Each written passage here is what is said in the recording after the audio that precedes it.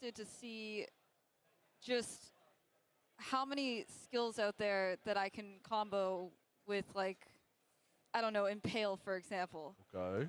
I would like to see what they plan. They said 240 new skill gems, right? Active skill gems. Yeah. Active. That's nuts. That's a lot. That And is a lot. it's not just that, they've kind of like reworked all of the current skill gems as well. To like, Exactly. Like Herald of Thunder, it's got 100% fizz to lightning conversion now. Yeah. Like what? Like that was like so สวัส hard ดี to ด้วย get นะค before รั in บ PoE1. You needed like ขออภัย gloves ที่ and all sorts of ละ stuff to เล get ท that, but now มาก it's just on a Herald. So yeah, like it's crazy. Like it's everything is changing. Yeah. So I have no idea what I'm going to be doing. พอดี I'm ติด just ธุระนิดหน่อยครับ overwhelmed by all the possibilities that they've given me. Absolutely, yeah. And the other thing to consider is that everyone now also gets a brand new skill, which is baked into every single character, the dodge roll. Yes. Which the developers, นี่จะเป็นช่วงแรกของงานนะครับผม overpowered. You got to use it absolutely. สำหรับวันนี้ It's pretty interesting because when you're actually using it, it's like a completely different way to play. It's really strong on bosses in my experience. But what was your guys' experience with it? Maybe Yazzie. Well, we have a dodge roll in other games of recent ช่วงต่อไปก็ releases, จะเป็น so it definitely Q&A reminded me of ผ่านอ that ภิปราย2 approach. นะครับผม What's really จะมี funny แข is ก that รับ they เชิญ confirmed that we're going to be able to do this in town as well as having shapeshifts. So we're going to see a lot 4 of ท่าน bears นะครับ rolling in town. That's going to be very fun. I feel like the first few days we're literally just going to see that in the cities. Yep. But no, I think that that element of the gameplay feels like you are having an actual proper reactional gameplay experience. I know that they've wanted to have that in PoE1, where it's supposed to be reactive, but it's been very hard when you have a skeleton 2 screens away, one-shotting you in the higher maps with juiced-up mods. But in PoE2 that we've seen so far, it's felt a lot better in terms of us being able to reactively play the game. There's a telegraphed explosion happening or a telegraphed big slam happening. You are able to actually genuinely dodge that. And even if you do the dodge ability, right as that ability lands, you're not going to take damage from it unless it is an AoE ability, which would make sense. And I feel like that's a really good step in the right direction for the immersion of you actually playing the game in the way they want to, but it also fits very well in what I prefer to play as well. Absolutely. I imagine on minions, it's going to be completely broken because you can be dodge rolling around while your minions are going to town. What does this mean for like hardcore? Do you think it gives you more control, more agency, or is it kind of like, what do you think about that? It definitely made the boss fights feel like more fluid. So in hardcore, if like say you run out of flame dash charges, right? I mean, you're kind of just running around awkwardly, or you kind of like dodge slightly, you're out of flasks, everything. So you're just kind of like awkwardly moving around there, just force move, right? But now you can dodge and made it like a lot more fluid. So you can dodge around the boss and make sure you're in its like safe spot behind its back, like a lot of bosses have. If you like just stay behind their back, you're good. But like they like flip around, then you can flip around them. You don't just like awkwardly walk around. Yeah, absolutely. I found on the Huntress, Valina, because you also played the วันนี้ Huntress. เป็น It ดอก felt ปีกแล้ว particularly good because the melee attack is so สกิน snappy. You could เทเล like พอร์ต attack, roll, attack, วัน roll. สุดท้ายแล้ว And นะค that รับ definitely felt really strong. Did you like that as well? Oh my god, that felt so ก็อย่าลืมไป smooth. That was such a nice speech. Like the first รับ boss ชม that ใน I ทวิต fought, นะครับผม which by the way, very ทำตาม deadly. ด้านล่างนะครับผม Very deadly. ก็จะได้ปีกและสกินปะThe วาร์ป when ฟรี I นะ finally got the dodge roll with their attacks, finally dodging just before they hit me and then hitting them, that felt so satisfying to actually do. That was a really, what's the word I'm looking for? I don't know. It was exciting. It was just exciting to have gameplay like that because in PoE1, you either zerg down the bosses and not care about what they do, or you're flailing around trying to wait for your dashes to come back. Yep. So yeah, I really appreciate the dodge roll, and I love that there's no cooldown on it. Yes, there is literally no cooldown. Like if the enemy is attacking or shooting, you can spam dodge roll and be kind of like almost pseudo immune while you're dodging. Like you obviously have to take them out, and Yeah. you'll need to attack sometimes, but you can just roll as much as you want. Yeah. Unless you're playing minions. Unless, how are they going to balance that, man? I have no idea. But there seems to be like a time frame where after a dodge, your character has to like get up on their feet, and that time frame seems to be a frame where you're actually able to take damage. So it doesn't seem like you're able to just roll. You're immune to everything except AoE damages, because that would be broken, especially for totem builds, minion builds, or even dot builds in that sequences as well. But I definitely think that there is definitely a time frame where you're still being able to hit, but you can do that initial immunity roll when you see a well-telegraphed ability flying your way, so to say. Yeah, I'm sure the guys in PoE, they'll everyone's going to analyze what the exact immunity window is and all sorts of stuff like that. So I'm sure we'll get a lot out of that. But there is also just so much coming in the form of this weapon swap thing as well. Like, I didn't really get too much of an opportunity to mess with it myself. โอ้โห It's more like a พิซซ่าเล่นมา conceptual 2 thing, วั 'cause น we เลย didn't have the Alice passive, the skill tree on the demo. So we couldn't do the kind of 10 points here, 10 points there.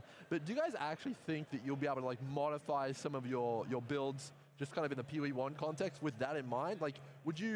Like, for me at least, I was like, okay, I can have 2 bows. I could put 10 ballista points here and put like 10 movement speed points here, and like kind of have my bossing and my movement speed set up and weapon swap between those. Do you guys have that kind of feeling as well, or? Yeah, it's kind of hard to like ไม่ think แน่ about ใจ with ว่าวัน current นี้ PoE. อ้อ Like it's น่า really จะมี like บอร์ด it เก really ม goes เล่น against กัน it. Like รับ PoE แขกรับเชิญเยอะมาก do only one type of damage like 99.9% of the time. อ๋อ And PoE2 they're trying to develop get you to do like other thing and mix and เข้ามา match ด้วย more. นะฮะ But like the only thing I can think of in terms of what we know and like from our past knowledge of PoE1, which doesn't seem like it'll carry over at all. Just I'm thinking like a lot of utility. Yeah, absolutely. What about you guys? I feel like they provide us with the option to have a generic clearing setup, like you talked about, having a weapon setup for your clearing, and then you have an entire setup, not just the weapon, but the skill trees change. You can have your 6-link setup for it as well.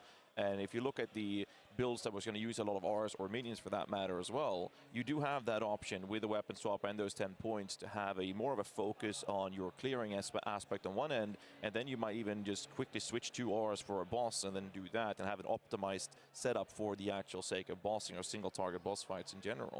So I think it's a really cool system. I do wonder how well it's going to plan out for certain builds. Will obviously be kind of well-rounded beast to the point where it's not really needed. But it's going to be fun to see how they balance it to start with. Absolutely, yeah. You got anything to add, Valina? It's going to be really interesting, especially because these passive points only come off of books. Yes, the books. Which is going to be like how many books are in the game, how many passive points am I going to be able to actually put around my tree to make this really worth it to do. Absolutely. But I think it's going to be really fun, and it's going to be definitely. I can't imagine trying to implement this in PoE1. I really can't, because there's just no ทีมของ there's just no way ที่ผ่านมาตอน that we ประ play มาณ like ตี that 1 right ครึ่ง now. นะจะเป็น Yeah, I mean, ถึ with ง all ตี these 4 ครึ่งนะผม questions, จะ it's เป็น fortunate that รี the เพย์ของ next เมื่อวาน panel นะครับ coming up is literally a Q&A. So it's kind of like we get to answer some of these questions. So, I mean, that's going to kind of be not one to miss. And we're going to be jumping over there, I'm assuming all of us right after. It's going to be huge. But one of the biggest changes, which I think we didn't hear too much about it initially, was the large change to the currency items that seem to be dropping in PoE2. So, I mean, it's still a while out, so things can change. But right now, there doesn't seem to be any scouring orbs or alterations, and the Chaos Orb has been reworked to some extent. So there's not really any way to, forge a rare item specifically in your hideout other than an alchemy orb. And Gazi, tell us what this means for crafting. Well, my wrist and fingers are very thankful for the change. I can tell you that, because I remember when we started playing PoE, I made a mirror amulet or mirror service amulet, as the items are called, very high end, and it took me about 500,000 alterations orbs. and a lot of time. My fingers were not happy with me. But, you know, fast forward to where we are now and looking at the PoE2 change, I think that it's going to be a lot easier for new and casual players to actually engage with crafting. It's not going to be as advanced. You will also have an increased interest in looting items. Because now you're looking at an item and you can look at it and see, well, the Chaos Orb will remove one mod and add another. And if I look at this item, there's only one mod I want to get rid of. So that would be something that would attract me to use the items on it. Whereas in the current state of Chaos Orbs, we're looking at using a Chaos Orb in the item, we'll scrap everything and re-roll all of the modifiers, and new players or casual players would not be incentivized enough to engage with crafting. So I think that the changes that we're seeing with this is definitely going to be in line for those. It obviously does bring up the question, how we're going to craft those high-end items for the 1% aspirational game chasers.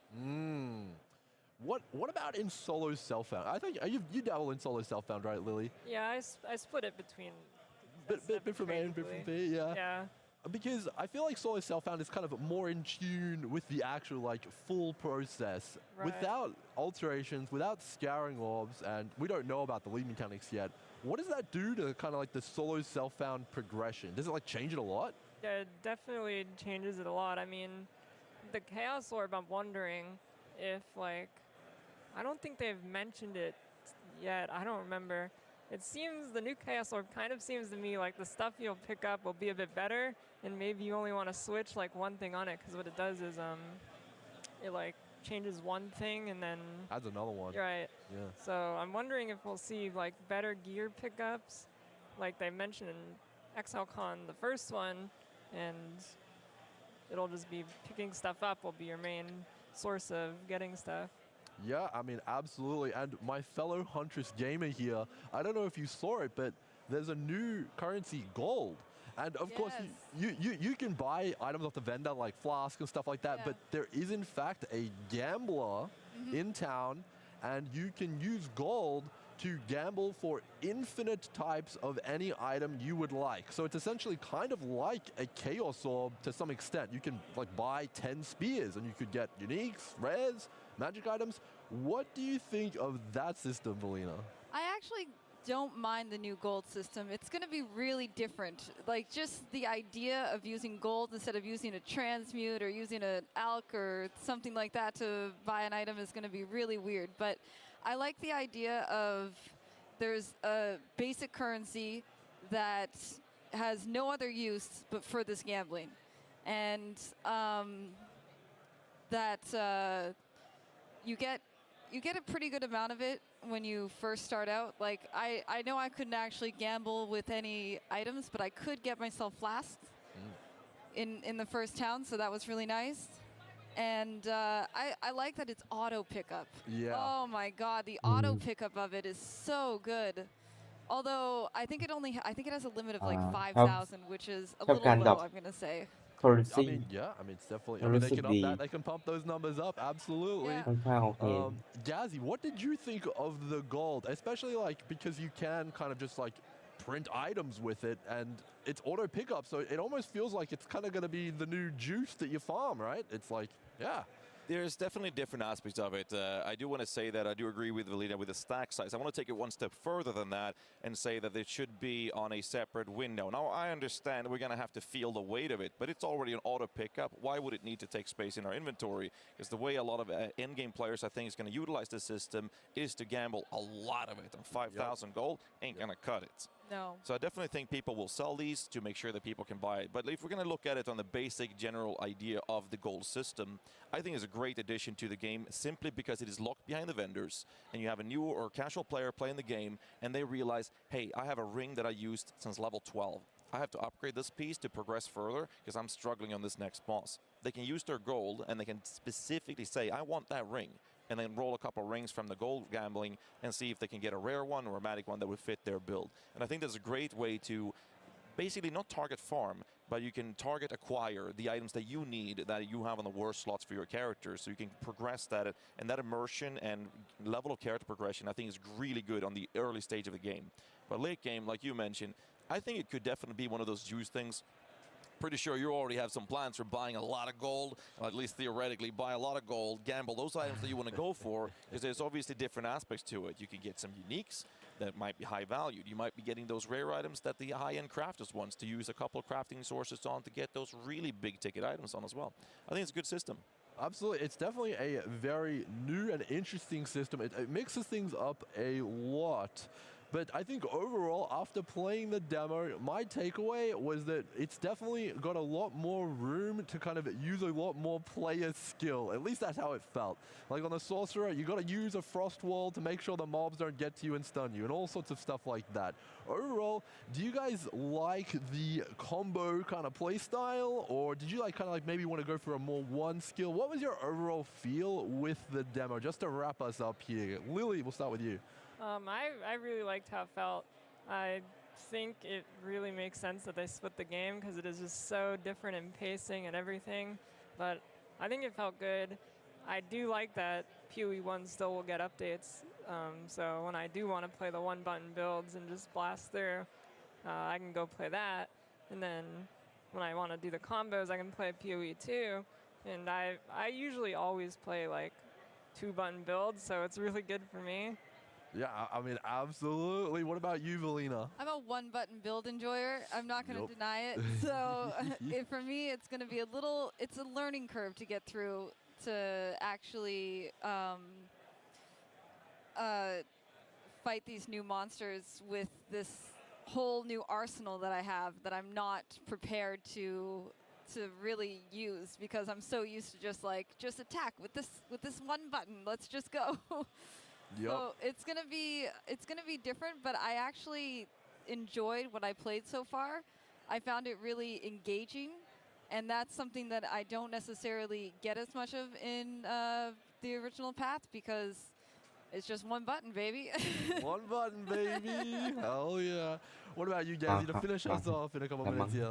Play minions at PoE 1. We're already very active in the gameplay. It's something that I adore when it comes to RPG games, which is probably why I enjoy playing it so much, but also why I like playing things like Dark Pact or Totems.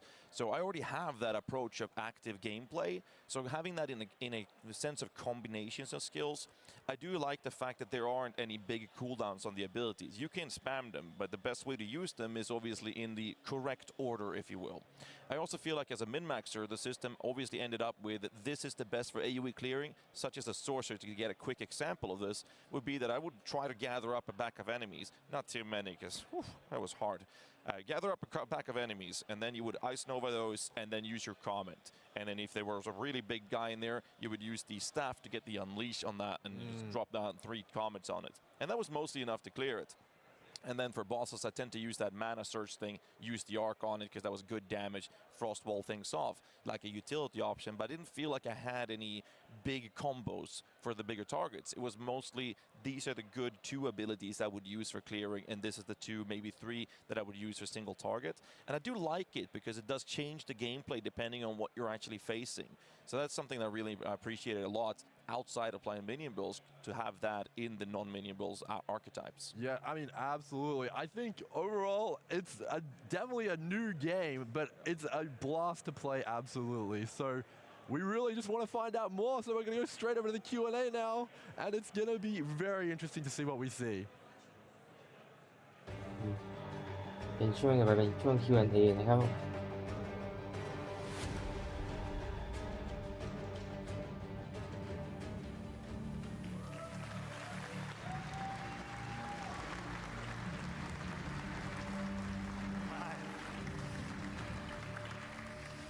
Hello, everyone. Welcome to Day 2 of Exilecon 2023. My name is Octavian, and I am joined by a handful of very talented and interesting individuals who are here to handle your questions. So go ahead and introduce yourselves, everybody. Yeah, so my name's Jonathan Rogers. I'm one of the game directors of PoE 2.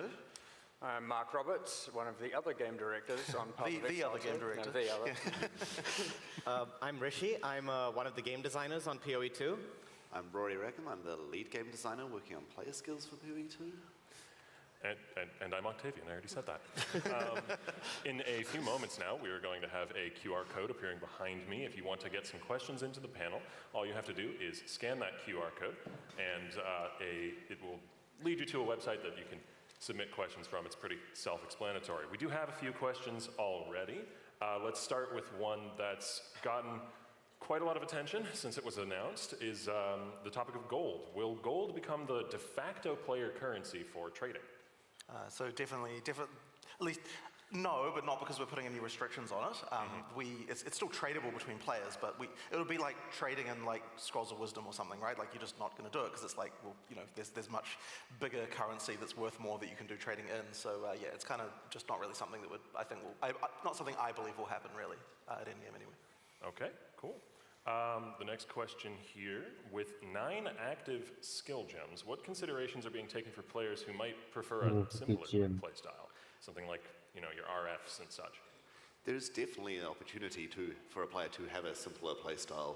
There will still be focus on filling out those skill gems to an extent. You'll have spirit reservations and things like that, and you'll probably invest more heavily in the spirit on a build that's like that. So that's something you can focus on if you do want to focus more on a single skill.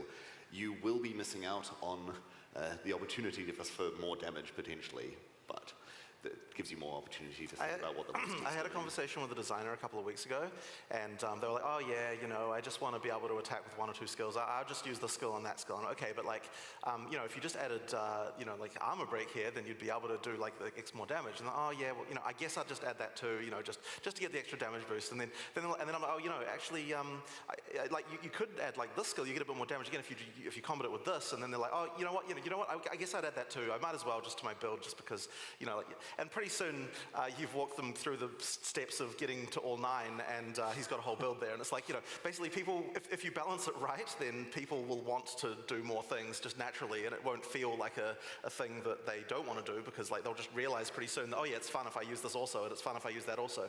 And I think it's also worth mentioning that you don't have to be using all 9 skills all the time. Like, it is absolutely intentional. Like, the reason we're giving you so many 6 links is so you can have situationally dependent skills that you just use occasionally, just when the situation is there. So like that's something we want, right? Like we don't necessarily want you to be using all 9 skills every minute. It's like, you know, yeah, you use them sometimes. Yeah, different skills for different situations, but in that situation you might be spamming that skill. And there's also the trigger skills and other mechanics that let you automate skills that later in the game, once your character is really advanced, you might find ways to simplify your combat interactions, but then you might also find ways to make them much more complicated with other tools. So it's still PoE, you can still very much make your own game of it. Like all the cast on stuff takes a skill slot, right? Like every cast on whatever that you're using is gonna require one. I mean, I believe you can have multiple cast on like active skills in a cast on shock, for example. Oh, yes. So you can still trigger more, but of course you're reducing the number of support gems that you can attach in that case, because you're making that trade-off. So yeah, anyway, that's the deal with that. And for a meta gem like a totem or barrier invocation, you can put a whole sequence on them and it will cycle through them, and which is very fun, by the way. You'll get a combo within your automated or your... Yeah. So you can actually, the order of the gems in the item actually determines the order that the totem will cast the things. And I believe we also, although I don't know if they're actually in right now, the sequencing meta gems. Do we have those in? No, they're not functional. Right, they're not functional at the moment. Okay, yeah. So there's another one which is interesting, which is that you can put there's a sequencing meta gem you can use to put multiple active gems in order, and then when you use the skill, the character will cast them one at a time. So there are actually like various things like that are still in there. It's just, you know, that's. One thing that came up there was situations to use different skills, and we are putting in a lot. We're creating more situations where you will consider to use more skills or to change your build for those situations. So something you might have seen in the demos is that a number of monsters are highly resistant to things. Normally monsters have a resistance and it can be quite small. We have them going up to, like, you'll find a number of monsters that are 75% resistant to an element, but most monsters in the game aren't resistant to anything. And often there are also monsters that are vulnerable to different elements. So now one thing you can do to get around this is we're adding a lot more penetration to the tree, which means if you don't want to have to use the 2 skills, you can spec into penetration, use the 1 damage type. However, penetration does not go into the negatives. It will be bottomed out at 0. So there's opportunity cost if you're going to do that, like you're making the decision to do that sort of stuff. But in general as well, like just with regard to monster design stuff, like we're trying to make everything less flat. Like monsters will very much have strengths and weaknesses that are much more prominent than they were in PoE 1. So that kind of thing, like that just makes everything more situational, as Mark was saying.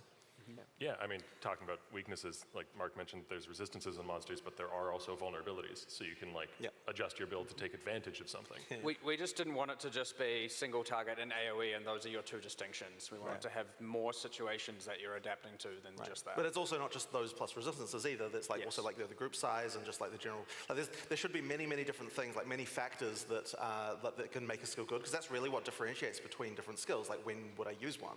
It's like so the more of that we can add, the more sort of interest you have between different skills and when they're good and when they're bad. All right, so the next question people want to know the answer to, will we see a divergence in trade philosophy between the now split games, PoE 1 and 2? I don't know that we would really. We still believe in the trade philosophy we have. I don't really see that changing particularly. There have been some discussions about things we could do to ease things, to make things a bit easier. But honestly, those would be more like quality of life things, and I don't see any reason why PoE 1 wouldn't get them also. That's kind of like a I guess those like trade philosophy things are not something that's really in the scope of the split, right? Those are sort of things that would be the same for regardless of which game it is. All right. At what point in the development of PoE 2 did you realize the game was too different and needed to be separate from PoE 1? Or was it like sort of a gradual thing? So to me, it was right after the Act 2 reveal. Like soon after that, there was just kind of this we were making a huge amount of design changes. We were kind of doing a lot of things that, I was really keen to experiment with all sorts of changes. I mean, all things like dodge rolls and stuff. I mean, it's all there's so much of that stuff there where it's as we started to sort of design that stuff, we're like, okay, well, what would, as PoE, it's not even going to really feel like the same way. People who have been here and they've been playing the demo, you probably noticed, it just has such a different feel. And we're kind of like, well, why take away the thing that we have that's that people like? There might be, I would hope that everyone will love PoE 2 more, but there might be some people who don't and whatever. And then you also look at things like WoW Classic and stuff like that, and you're like, there are certain people who want to go back and play that old stuff, and it's like, and that was, we were looking at that. But it's also this kind of thing of we have this thing going. We were probably going to be destroying too much as we made that transition in terms of people's items and things like that, just things that they know, and we're just there's no real reason to get rid of that stuff. We can actually just do both. Why not have it all? All right, so this one might be for you, Rishi, I think. How will we roll maps in PoE 2 without scours and chaos orbs? Or chaos orbs exist, but they work differently now. Yep. Is the mapping system changing fundamentally so that rolling might not be necessary? Well, there will still be, itemized maps in some extent, and they will still be rolling. But more than some extent, it's just they're itemized maps. Yes, it's still exist. And it might just be harder to roll your maps with things, and you might just have to deal with mods that you might have otherwise wanted to just not run, and now you just... I mean, we'd definitely reevaluate what mods are on maps. Of course, yeah. All right, here's one for Mark, most likely. How many new monsters explode into spikes? Well, yeah, and I ran out of time in my monsters talk. I had some of this. The spikers still exist, but what are they called? Porcupine Goliaths, eh? Yeah, it's internal name Spiker. So they still exist, but they, in PoE 2, every monster's, not every, but most monsters' projectiles actually use a ballistic system now where they actually adhere to gravity. So the off-screening is almost entirely gone. Projectiles will fall and hit the ground. So if you're far away, you're not going to get hit by them. The other thing is, I'm pretty sure that exact same monster, I don't think it's in the demo, but it is in Act 2, they die and then they have a animation where they vibrate and then the spikes fire out. So no just instantly killing them to then instantly dying. We're trying very, very hard to have minimal off-screening, zero off-screening, and zero situation where you just instantaneously die to something you did. But, I mean, if it happens on accident, is probably the reality, but we obviously try very hard not to make that happen. They are small projectiles as well, so dodge roll will let you avoid them entirely. Yes, they are projectiles, so dodge roll will avoid them. Can't confirm. They are in Act 2, as he says, but they are much more actually dodgeable. We've been shown how PoE 2 will fix plenty of fundamental issues that Path of Exile has, feel of melee, mana reservation, tons of things. Do we have any plans to backport some of these changes to the first game? That's a pretty interesting question. I think there's a lot of that stuff that we're doing there, like, was what facilitated the need to split the games in the first place. So it's like, I guess everyone's going to have their list of like, I wish they just had PoE 1 but with this extra change in it or whatever, but I guess they all kind of come as a package because the balance of the game kind of like is balanced with all the stuff in mind. So it is pretty hard to sort of split some of those changes because I mean, what would it do, you know, for some of the stuff, what would it do if you, putting Spirit back in PoE 1, like it changes there's a lot of sort of things around that. It's not quite easy to just like put that in and that's the thing, you know? Yeah. Like the caster changes to the caster weapons, bringing them back would mean destroying everyone's existing คุยกันยาวๆครับช่วงนี้ develop มานั่ง no longer have attack. มานั่งบอกวิธีแบบว่าเขาคิดยังไงฮะ Unfortunately, but fair. Is there any intention to, actually I know the answer to this one, but I'll ask it. Is there any intention to upgrade PoE 1 to the new engine that PoE 2 will be using?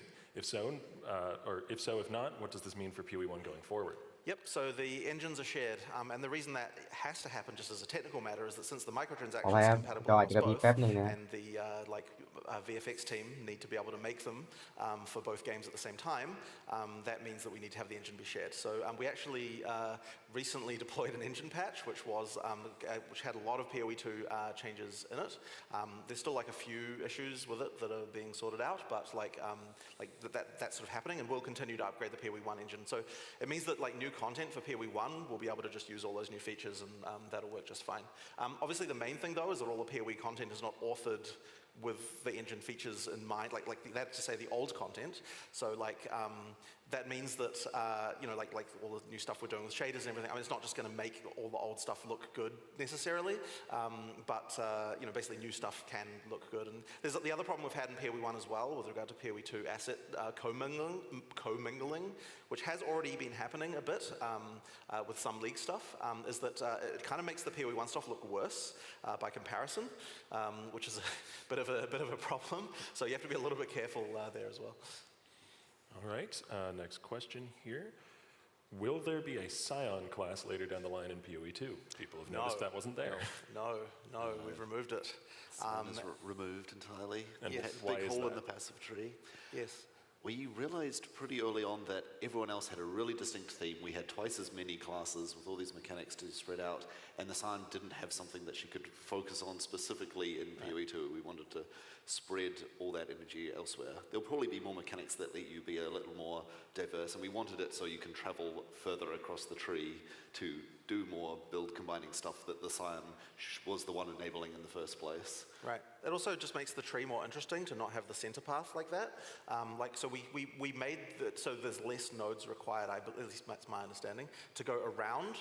But there's without that center path, it kind of makes it a little bit more difficult for someone on the opposite side of the tree to go across. So it just kind of makes that whole Skilgrimage thing just a bit more interesting, at least in my opinion. All right, next question here. Rishi, you might have the answer to this one. Will things like fossils and essences continue to exist in PoE 2, or are all sources of crafting being overhauled entirely? Well, they will all exist because we still like the fact that there are ways to craft your gear in like these really interesting ways. But we will be changing how most of these function in some way, shape, or form, which we'll be getting to. I think a lot of it is just that, so the philosophy that I have for the crafting stuff is like, I like that we have got a ton of systems, but the problem is that when they all work on every item type or like things like that, it just means that things can get overcomplicated pretty quickly. So for each different crafting system, I'm pretty keen to sort of like pull it back a little bit, so it's like, well, maybe this crafting system works on your body armor or something like that, and this one is for weapons and that kind of stuff. Or that's one way of doing it, but there's also like, oh, this one only affects like this, like, I don't have a lot of examples off the top of my head, but it's like, you know, you try and sort of make it so that, like, for a given type of item that you're making, there's kind of like some crafting systems that apply that you can think about for that item that you're trying to make, but the other ones you don't really have to worry about so much, so just kind of like paring it back a little bit. But there's certain things that still need to be across all item types to make it interesting, and we might also like reduce the number of options within a given crafting system, so it's like, rather than being like, oh, here's a crafting system with like 50 things, it's more like, well, here's a crafting system with 5 things, and that's that one. Yes. And then that way it's like, there's just less kind of overall mental baggage there for all that stuff. That makes sense. Yeah. This one has gotten quite a lot of upvotes. Can you please implement cast on dodge roll as a skill, Rory? Can we do that? If it has a spirit cost, then we can balance around it. So that it should be possible. That does sound pretty I cool. don't see why not. Yeah. Cool. I'll add it to my issue list. Will Mageblood, Headhunter, and other iconic chase uniques all exist in PoE 2? We cannot have Headhunter. a Path of Exile game without some of these iconic uniques existing.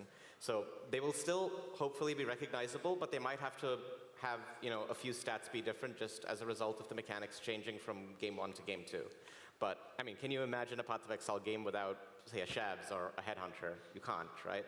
Yeah. So those will definitely they absolutely exist. have to be there, and ideally They must be there. Ideally, we make them work mechanically as closely as possible to how they work in PoE 1. Yeah. Absolutely. All right.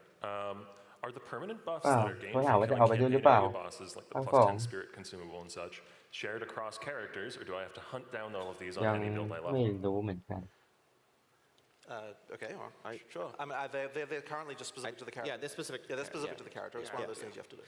And those are usually bosses that are also directed to by main quests and with other rewards attached. Oh no, all the optional ones. The optional ones have them absolutely. Oh, yeah, okay. tons of them do. In fact, that's the reason. The optional ones are the ones that have them more because those are the ones that we want to kind of get you to like if you want to do them, Right. So yeah. All right. Let me see. In PoE 2, have we considered group play in a more diverse way than just Aurabot plus carry? Want to grab that one, Mark? I like my aura bots. We don't have to get rid of them. Well, อ๋อจอดับ interesting. ไม่ควรนะ Just considering it now, I'm just doing it live. I mean, we have the scepter weapon type or item type as Yeah, a yeah, thing that yeah. is Yes. almost Well, that was designed just for the Aurabot Aurabot item. Yeah, it works for minions very well. Yeah. But it is an Aurabot item. Yeah. And it has aura-like อย่าเรียกว่าเด็กเลยเรียกว่าชาว right? So yeah. เล่น But มุกอะไรก็ไม่รู้ yeah, can you do more active stuff, Mark? I mean, I'm not sure how much more there is to it. I mean, one thing is that currently you certainly cannot have as many Yeah, auras, but that isn't to say it will change. And I think that's just because we're not quite far enough along with determining that. We're still making a lot of skill, still making auras. I mean, we have some cool, new, interesting auras that certainly work differently than just buffing.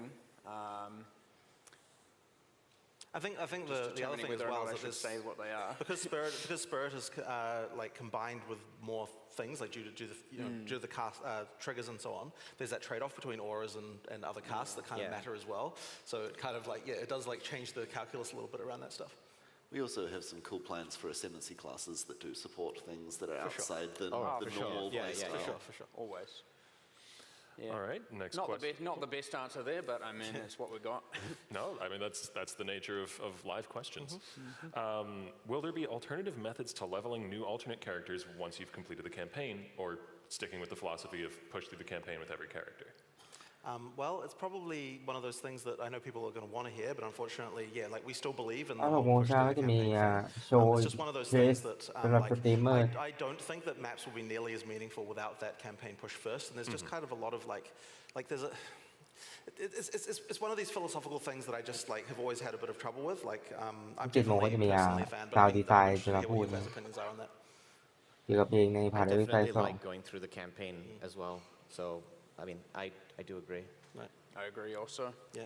I think ideally the campaign is a challenge that if your character Yes, needs to be able to make it through. If you can make it through the challenge, which should never be easy at any point for any one build, unless you've got some amazing items from your previous playthroughs, then that is the challenge you need to overcome to be able to handle maps in the first place. Well, and usually when you go for your second ผม character, สนใจบอร์ดเก your ม gear is so much เห็น better ที่ that เขาใส่ you เสื้อ can เมื่อวาน push through the campaign a lot น่าจะเป็น faster บอร์ดเก too. มนะครับ What was the first one?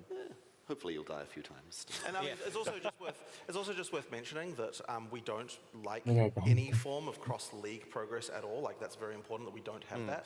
So yeah, that's kind of important even just from that perspective. All right. โชว์เคสมือถือมาวันเดียวเมื่อวาน This one ไม่มาอีกเลย is a much requested question. Is รู้ reflect ส่วนใหญ่จะ in เป็น Path การ of คุย Exile 2? ส่วนใหญ่ You're the เก็บตกเรื่องเมื่อวาน hater, I think. The map mods are still there. Whether or not you can re-roll them away, well, to be determined. จริงมันมีอีกเวทีหนึ่งด้วยครับก็คือมีแต่กรีดเขาไม่ได้เอามา Other forms of reflective were there. There's some แสดง bosses ให้เรา that เห็น had มันอยู่ skills อี that กเว turned ที them หนึ่ง on. ให้สำหรับคนที่เข้าร่วมงาน Those เจอตัวจริงกับ none of the new ส bosses ตรีม have เมอร์ reflect, ต่าง so those won't be there because we're not keeping any of those bosses.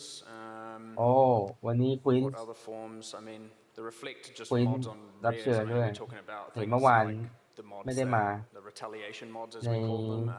ตารางมิดแอนด์ All ควี of น the ครับ rare มี monster ควีน mods ด้วย that do skills like that are going to be reworked and revisited. So as to whether or not they'll be something like it, maybe. But again, I'm never ever going to have that unfair just you hit a mob and instantly kill yourself thing ever again. If people remember from way back when I used to play วันสุ with ดท้ายครับ people ได้ on ปีก stream a กับ little bit more, and I สกินวาร์ป there were certainly อย่าลืมไปดูในท circumstances. วิต I นะครับ remember people specifically called me out on it because ผ I มไม่ shot แน่ใจว่า lightning กี่ arrow ชั่วโม off ง screen and had a reflect pack of crabs and instantly died. มัน And ได้ then ปีก people ก่อน were แล้ว like, ก็ "Oh, they only fixed it 'cause he สกิน died." วาร์ปอีก4 ชั่วโมง Like, yes, I เปิดทิ้งไว้ครับ certainly 4 ชั่วโม then ง went into work the next day and was like, "This is just bullshit. We're changing it." So you're not งาน denying มี it. ถึงเที่ยงนะครับ Like, it's not ของ because วันนี้ก็จะหมดแล้ว people hadn't suffered, but it ก็เลยเป็น certainly การสิ้นสุด gives me a lot more drive งาน when it ผ่าน is เอ็กไซคอน directly pissing me off. 2023 All right. Oh, actually, Rishi, you might know this one. Are there any significant changes coming to the crafting bench in PoE2? So currently we don't have a crafting bench in PoE2 because 4 the ปีมี vendor ครั้ง has been completely reworked to ไม่แน่ sort ใจ of fill in your problems that you might have while leveling. And you get to do this by saving up your gold over a few levels and then buying, say, like คุย whatever อย่าง is เดียวเลย you're วันนี้ missing. Like let's say you're แล้วก็ missing จะมี some โชว์ fire นิด res. ๆหน่อย You go, you ของ browse the สตรีมเมอ vendor. ร์ There's probably some fire res ที่ in there. เพิ่งมาวันนี้ And that's how you would solve your problems that the crafting bench was solving through the campaign. And so just to clarify, the actual like change of the vendor there is that it rolls more magic, ก็เป็นวันเก็บตก modified items more often. Yes, So like that's right. the vendor doesn't just have คุย a ราย ton ละ of เอียด items ทุก for อ you ย่าง to look through. Yeah, exactly. It is intended the vendor is far more powerful and something you actually do engage with. Whereas in PoE 1, it's very much in the history, it's been the check for 6 sockets every time you level and a few other bits and pieces, maybe very early and like highly knowledgeable racing strategies. But outside of that, it's been mostly ภาค 2 กว่า useless จะมาก็ปีหน้ายาว to be way more impactful now. All right. Will there be challenge leagues กัน for both ยาว games, and will they be separate for both? Do I have to do 40-40 and 8 out of 8 twice for every 3 months? We'd have to think about that one. I actually don't know. Yeah, I haven't thought about the challenges. I mean, it depends on how much of a completionist you are, I guess. Yeah. In PoE 1, the amount of consistent regen or other means of recovery means that enemies need to do huge bursts of damage to be able to kill you. Any changes to leech or recovery coming to PoE 2 to combat that? It's definitely something that we're letting be much more high cost to your character to have a high amount of regen. You should be able to feel like you can build a regenerative character, but it shouldn't be like, oh, everyone's getting 40% of their life per second, so we need to do at least 80% of their life per second as monster damage to be a real threat. So we're bringing the numbers down a bit so that you have more of a window to be worried after taking a big hit. And also flasks are slightly, well, they're rebalanced really, again, around boss fights as well to bring all that stuff to the point where the character has a window of being in big danger after taking a big hit rather than having to instantly kill them with that big hit. There are still some มี one-shots. อะไรที่บอกไหมครับว่า It's a การ really ตาย dodgeable attack. ว่าเราตายด้วยอะไร Should have avoided. บางทีเราก็แบบว่า I feel like leech discussion has been the ลง biggest มา10 แมปไม่ time-wasting topic in the 10 20 แมป 30 แมปไม่เป็นไร office. So many hours มีแมปหนึ่งที่แบบว่า ก็เป็นเรื่องปกติ For some reason, it is just the ปั๊บ hardest อยู่ for ดีก็ everyone to วู get บ right. I feel like we've come up with like แล้วมีอะไรที่เราสามารถรู้ได้ไหมว่าเราโดนอะไรตายในที่สุดท้าย Honestly, I feel like we're probably going to have 5 more discussions about leech that are บางทีมันอาจจะ wasting perfect time shot นะ again from now. So คิดที่เข้า I feel ทุ like ก it's ทาง in flux still. Like holy crap! That for some reason, leech is just the โดน hardest. ดาเมจพร้อมกันทีเดียว Yeah, it's โชคร้ายมาก well, that's the thing. That's the thing. We start with like we have to make this simple, and then we design and we design and we design, and it gets more and more complicated. I'm like, no, goddamn, น่า we กลัว have to go back and simplify it again. อยู่ดี And ก็ like, just every perfect single time, damage it's เข้า like ตัว just spirals around in this cycle. พร้อม Like, กัน it's just ในเวลา1 วิ Yeah, leech is too complicated, but everything simple is also worse. ปกติจะไม่โดน It's terrible. ตีก็โดนตี We had this thing. I อาจจะ remember you was เป็น just ที่ like, ที่ I can't believe ต้องหล we're บ still talking about this, and we แต่ก็โดนดาเมจ And I am being Bye. asked just to reiterate that the QR code for sending in questions is available to แล้วมีอะไรแบบว่าดู live ประวัติ attendees ได้ไหมว่าเราโดน on, อะไรฆ่าตาย apologies to anyone watching live on Twitch or something, not available for that audience. เรื่อง But นี้นี่แบบว่า next question ถามมาหลาย if it will หลายแพทแล้วก็ load. Oh no.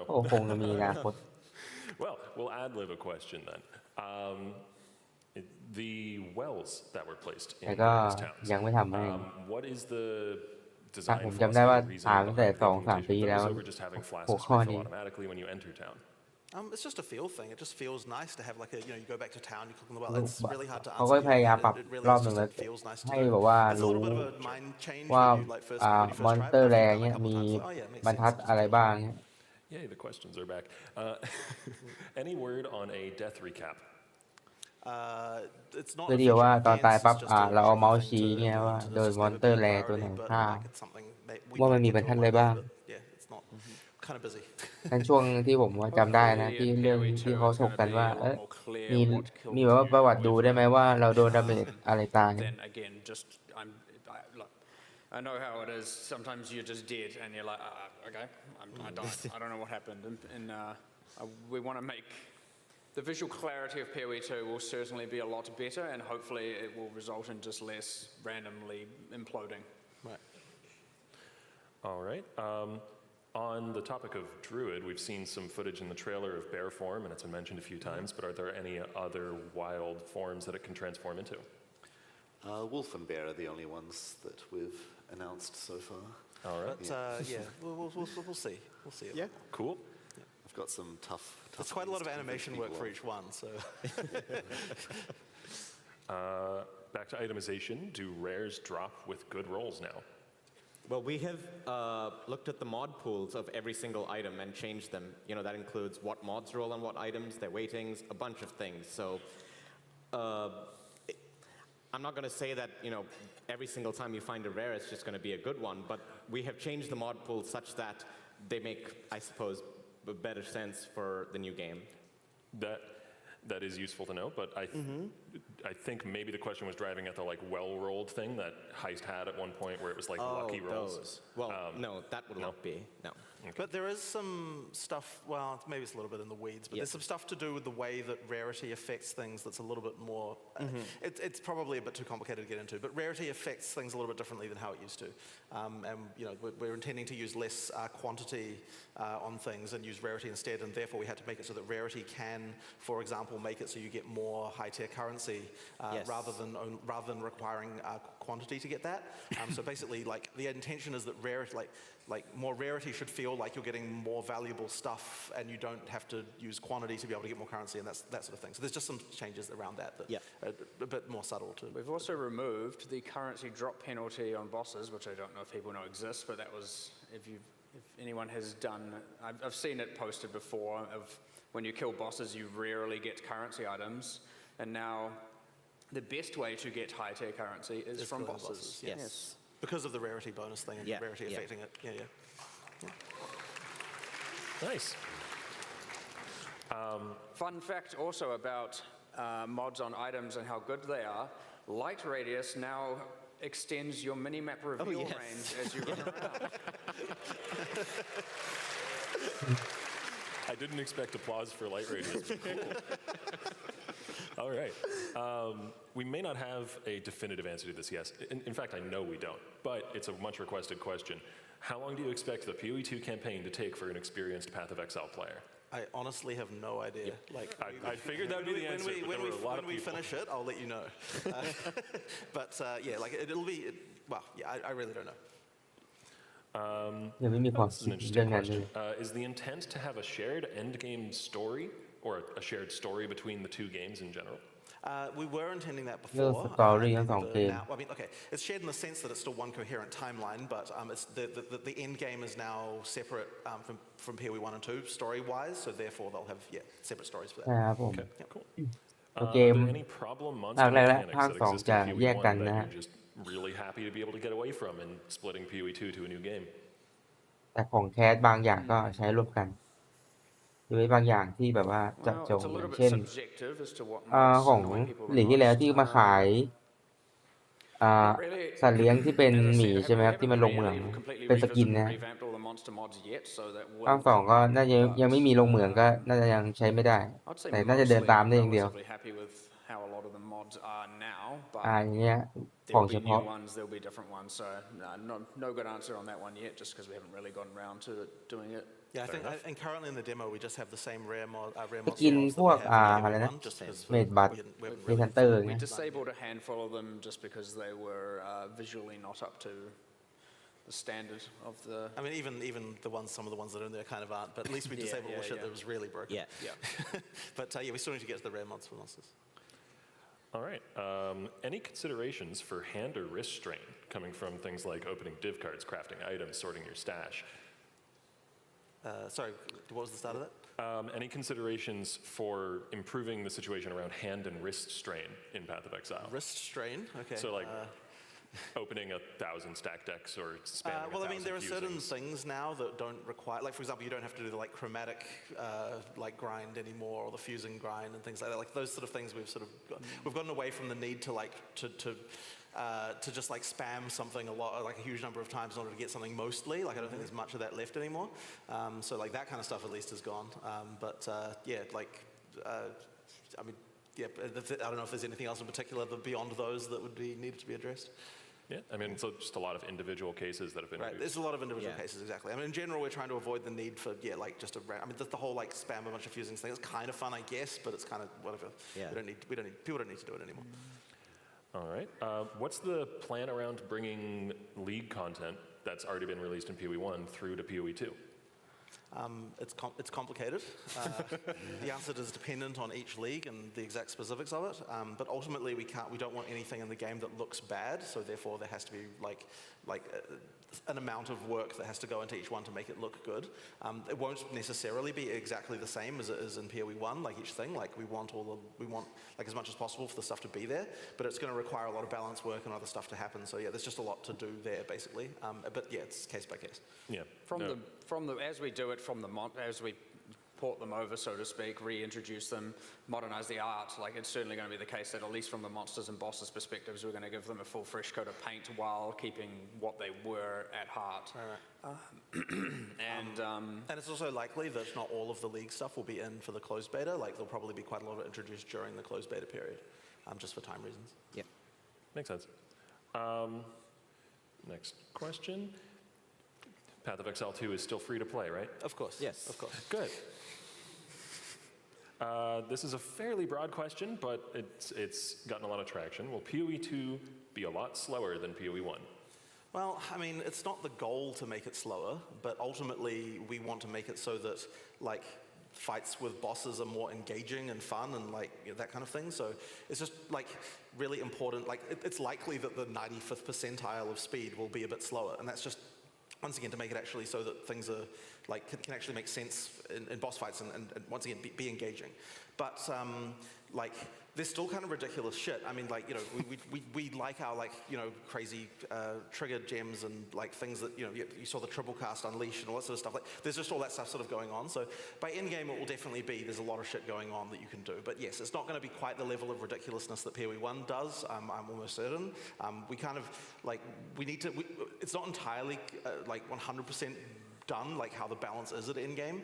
There's still more for us to do there, and we'll be talking about that more later. But ultimately, like, yeah, it's more about like making it fun for us than a specific goal of retaining speed. So, you know, yeah, like so long as it's fun, then we're doing a good job. And I mean, so far we've approved cast on dodge. Dodge roll. Just now. And I heard, you know, and I know this is true, but it has been confirmed that we have passive points for speccing into dodge roll. So I mean, you can see how we get to somewhere where it can become fast and chaotic still. I mean, we're always tempted to add stuff like that. We can't help ourselves, yeah. But it is certainly nice to not have to start the game from a point where bosses have to have 2-point-something billion life and all kinds of damage caps, and people are doing overflows, damage over time, and all of that stuff. So. But it's all relative. But nowadays, when we have to add a boss to PoE1, like a pinnacle boss, it's pretty much like has some unquantifiable amount of life because of these things. But that is what we had to do because of where the numbers have gotten to. So bringing both scales down Doesn't mean everything's much slower, but it certainly allows us to then have more room to add more pinnacle bosses with more life over another 10 years of content, right? So we talked about leagues being ported forward into PoE 2. Is there any plan to port forward old bosses, like will Shaper be in PoE 2 in any capacity? We'll see. Yeah, like we have to see what we. There's room for it. We haven't decided exactly what to do with each of them at this point in time, but I mean, it would be great. Yeah. A lot of that is really awesome. Okay, cool. I'd like to see it. Will loot filters still exist in PoE 2? Yep. No reason to take them out. Nice, excellent. Let me see. Oh, div cards. That's the whole question. Will div cards exist in PoE 2? We still need to work that out. I mean, I want them there. Like, I think they're cool. Like, they never quite exactly did what we want them to, we want them to do. But like, I'm hoping we can get it so that they do. And I mean, they're fun. Like, it's a really cool. It's just a nice little thing. So I would certainly hope we have them. All right. How will acquiring skill gems on subsequent characters work with there being no skill gem vendors? Do you just have to build up a stock of uncut gems to have ready for leveling new I characters? mean, you'll probably have excess uncut gems, especially low-level ones. So Uncut there gem. should be no issue to get. Yeah, they're dropping in the place of skill gem drops, so you'll have them as you go through. Yeah, exactly. Okay. ก็คือ Rory, เจม can ดับ the bear form ใน dodge พา roll? ใส่ I think ต่อ we answered this. Yes, the bear form can dodge roll. As expected, a bear is slightly แสดงว่าไม่มี slower to ซื้อเจม perform a ซัพพอร์ต full ใน 360 NPC rotation หรือเปล่า than humanoid is. Does mean they have a larger period of the melee and projectile avoidance while they're doing the roll. Convenient. More fun to do like donuts as a bear because of the fact that you can change your direction quite easily. It travels further as well. Yeah, it travels further. So like it rolls at the same speed. Yeah, same. It's always the same as your movement speed. Yeah, but because it goes longer, the time of the roll is but yeah, it looks pretty ridiculous. And because the bear is larger, it can also push a lot of enemies out of the way while you're rolling. So full bowling ball experience. The much harder question for our animators is what wolf dodge roll looks like. Oh, yes. That went through a few iterations. Yeah. Excuse me. And you can actually, if you turn into a bear outside of town and then enter, you can be a bear in town who rolls, which is the best thing. So cast and dodge roll with bear rolling. That's what. Now we're talking. See, it's still going to be PoE. Do all the new classes have 3 ascendancies? Yes. None shared between different class variants? No. Okay. How are you going to manage the fragmentation of the player base and resources with PoE 2 now being a separate game? Well, I guess that's a little bit hard to answer, but effectively, like we just do what we need to do. I mean, we've set up our incentives with the microtransactions to make sure that as a company, we need to dedicate resources to both games, and that's what we want to do.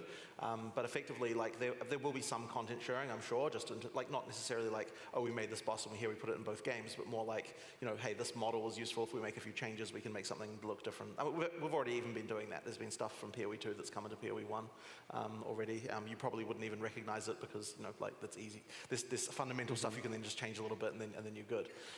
So there'll be stuff like that. But fundamentally, like we believe we can do it. There shouldn't be an issue. Just dedicating resources to both games, and yeah, we're set up such that we can. Good to hear. Are vendor recipes still a thing? Yep. Yes. Sure. Excellent. How are minions going to be made into a more active playstyle than they already are, if that's even the plan? It is definitely the plan. There'll be new tools that minion characters have. We didn't want to focus on minions for Exilecon because we wanted to spend a lot of time getting them just right, getting the good experience. There is going to be more a focus on temporary minions that you're constantly resummoning if that's how you're wanting to build your character.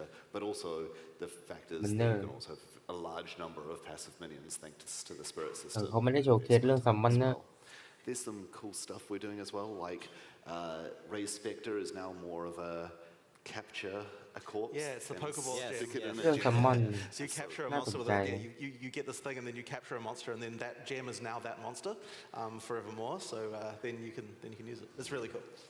And you must gemify them all. Yeah, you've got to gem them all. A Yeah, true something like minion that. master. Someone's going to have a quad tab of every single thing. Oh, that is scary though, because if there's a bug where you can gemify a boss, oh god. Sorry, QA brain. Are there campaign differences for each character? I mean, I guess there's different like voice lines. Like Monk has a line for entering an area as opposed to there's Sorcerer. different voices. I mean, so like the sort of most fundamental, like the only thing, I guess technically there's three things that are the things that you cannot have on the other characters. One of them is the three ascendancies, one of them is the look of your fundamental base character model, and the other one is the voice lines being different. Everything else is like, you know, you can get the items and you can make it work.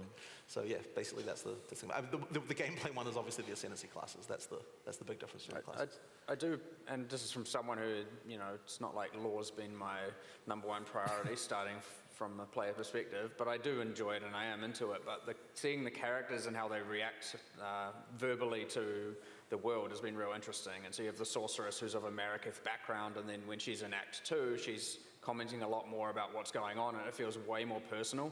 And you're getting that like live storytelling as they're talking about it, and it makes you feel a lot more connected to your character than has been in PoE 1.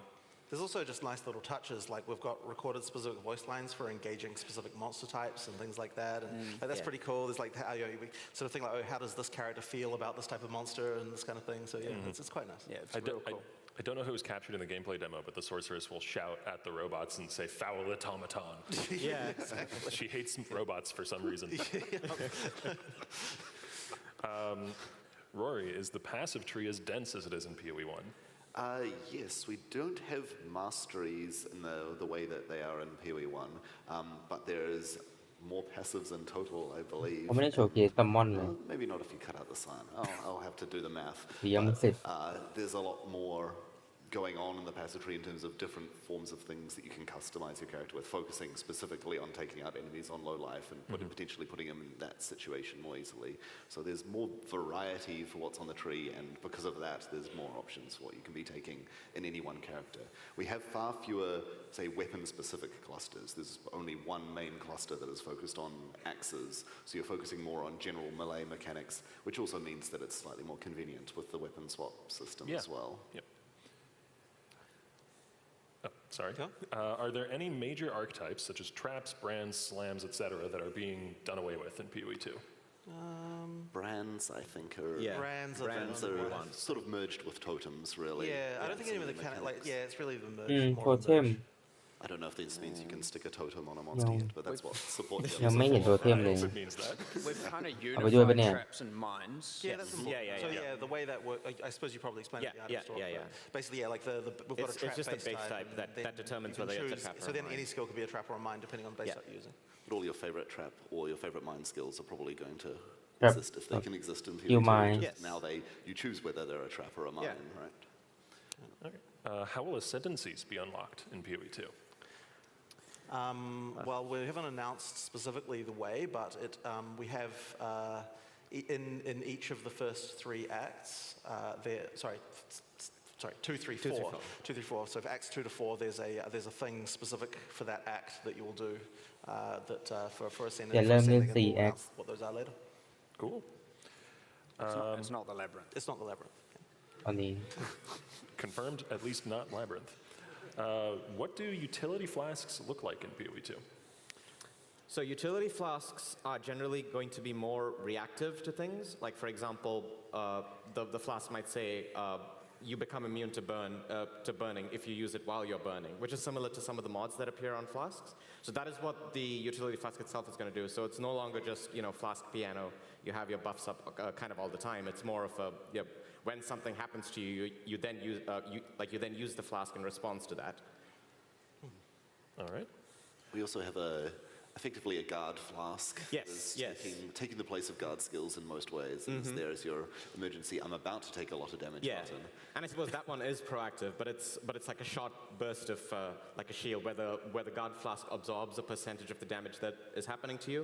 So you can use it as like a, you know, oh shit, I'm standing in the slam, I shouldn't be. Press the flask. And Yeah, it's not something you're going to want to be pianoing. Exactly. If that was the concern. With the changes to caster weapons, will wanders still exist, like attack wand builds? And if so, in what form? Some of the wand inherent skills Are now actually, yes. effectively the wand skills. So, and there'll be ways, of course, because it's Path of Exile, there'll be ways to focus on specifically your wand or your staff's spell and make that into your main damage spell somehow. There's always a way. In those cases, though, have those skills been ported into being a spell themselves? Like a kinetic blast is now a spell on a wand, so it's Absolutely. not. Yeah. Okay. But you still get to do the... Yeah, you still It's still kinetic blast. It's just a spell instead of an attack. It's just that it deals spell damage in a sense, but. Will it be any easier to respec your build during the campaign in PoE 2? Sorry, I didn't quite hear that. Will it be any easier to respec your build in the course of the campaign in PoE 2? I mean, I don't think we haven't really thought too much about it. I'd say it's probably similar. Yeah. I mean, I guess at least with the skill gems, it's a bit easier to change those over due to the way that the uncut stuff works. But you know, as far as like passive tree goes, it's probably fairly similar. Like we'll give you some respect points, you know, from time to time, things like that.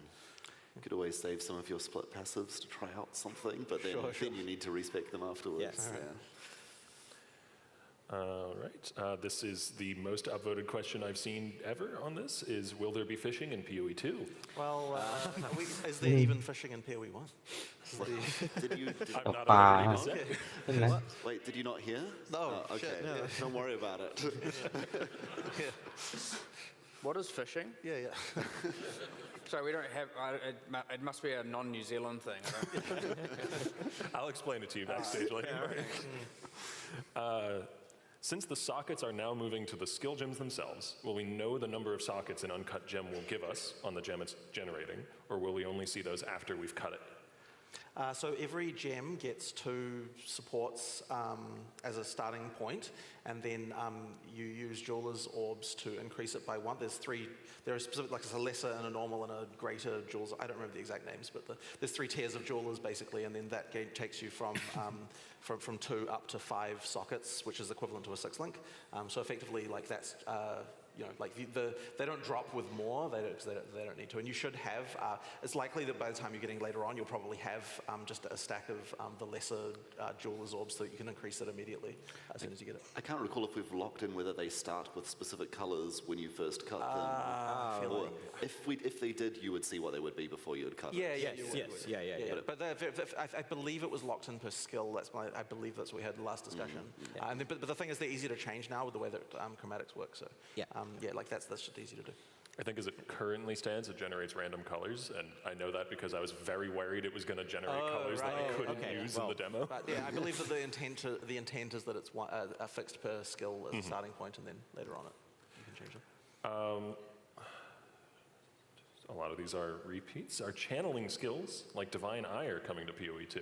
Yes, we still have channeling skills. I mean, there's a few on the demo characters. A lot of them have a lot more specialness in them, that some have a minimum channeling time, some have more of a longer channeling time, but they also have the ability to change direction. You can always dodge roll out if you've made a mistake where you start it, and some have mobility built into them while you're channeling, some special ones. Yeah, I mean, if you want to play with a channeling skill in the demo, then pick the Warrior. He's got the supercharged slam. Cover your Mason rocks. It's one of the best things to cover your Mason. I will take your word for it. Are jewels still in the game? I mean, basic up to more complicated flavors? Yes, they are. They are. Is the Quicksilver flask still in the game? No. Okay. It's controversial. Die, Quicksilver.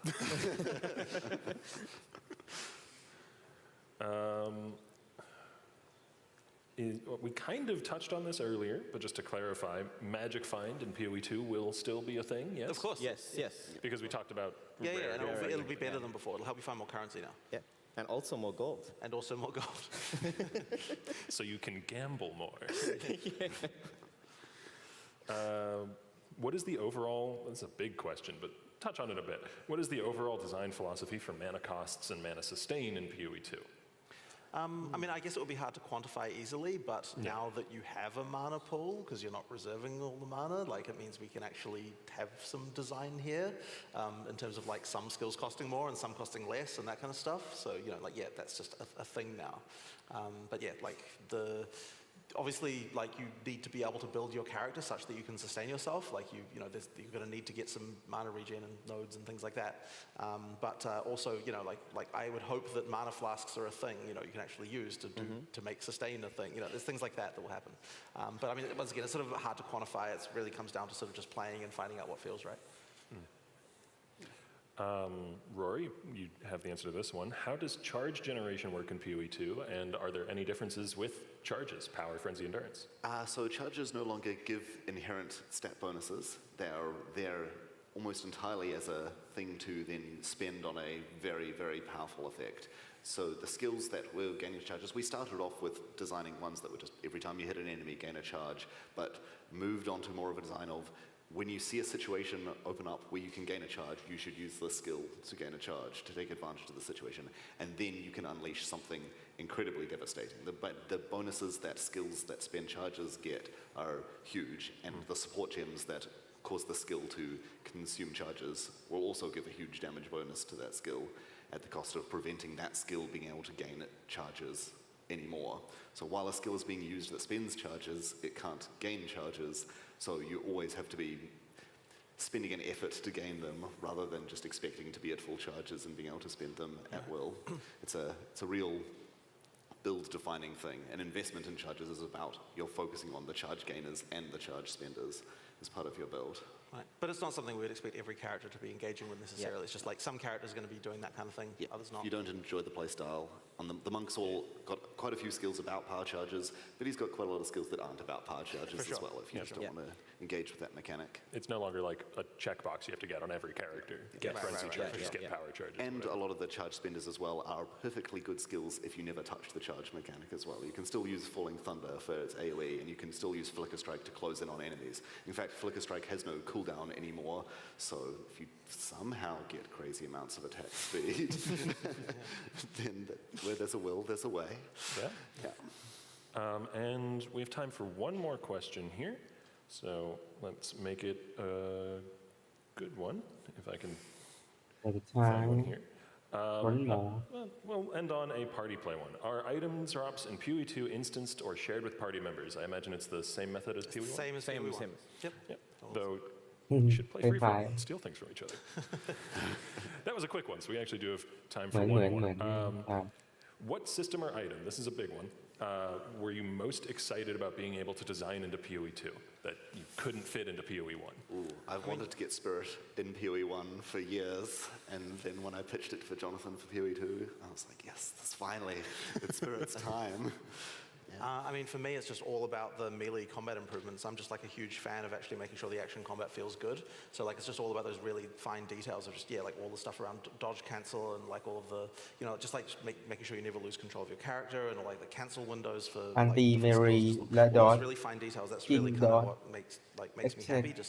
I just want someone to be able to play our game like it. Just like if someone just like random person walks up and they start playing, they're like, oh yeah, this is a great action game, and then all the depth is just like an additional thing that they learn about later that gets them really into the game and becomes more of a thing later. But it's like your first impression of just like, this is a great action game. I just really want that to feel good. Yeah. All right. Well, I think that's all our time. Unless we've got any more comments you'd like to add, anyone? I think for me, the most exciting thing was when we were able to add 6 more classes, because I've actually wanted a druidic archetype in the game for a while, and we finally got to do. Yeah, it's a lot, but it's very cool. Yeah, I think that's definitely the most exciting part for me. And mine is definitely just being able to engage with monsters and bosses on a more meaningful level, which is part of that feel, even if I end up dying to them during very critical keynote presentations. That is what makes it satisfying, and that is what makes it enjoyable. All right, well, thank you for joining me, gentlemen. All right. Thanks. And we're going to head off. Thank you very much. Thanks, everyone. ต่อไปจะเป็นการโชว์เคสภาค 2 อีกรอบนะครับ โดยสตรีมเมอร์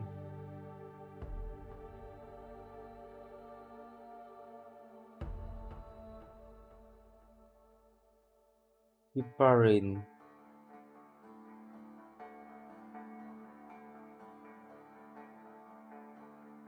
เราจะให้เหล่าสตรีมเมอร์ทุกท่านได้ลองภายในงาน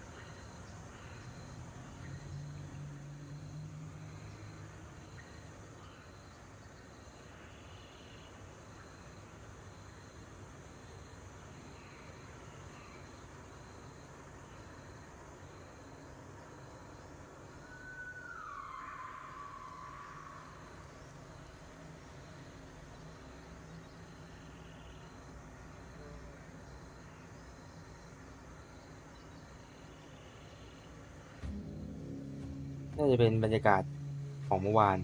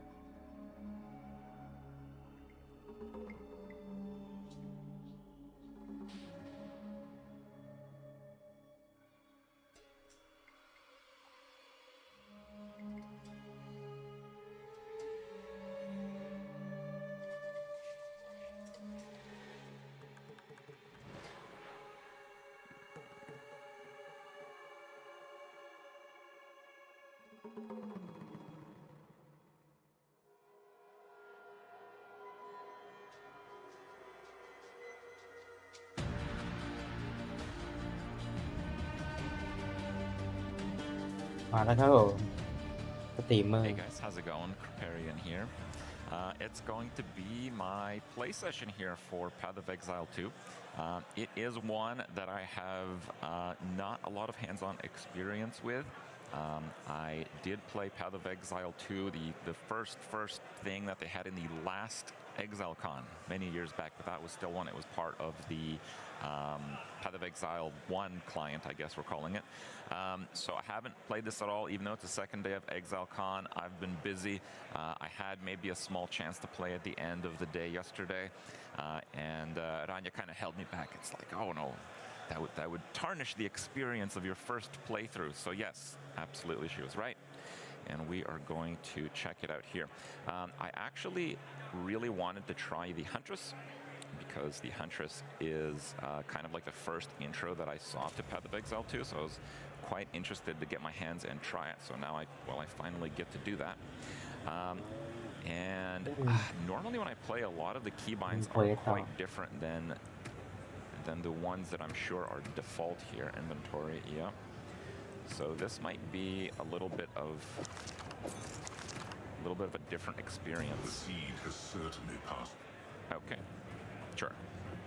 Let's see how this works. Walking around, I have been told that, you know, the feel for the game takes a little bit of getting used to because playing feels a little bit different than Path of Exile 1.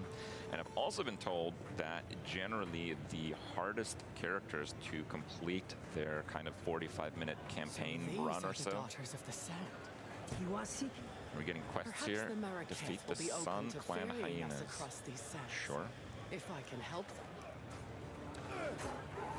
Oh, let's see what we actually are using. Rapid Assault. Okay. Okay, what's that? Whirling Slash. Oh, so that just kind of stays on there. 11 mana. Extra lightning damage. Do we get lightning damage from the skill? Oh, no, we have the lightning damage from the weapon. Chance to maim.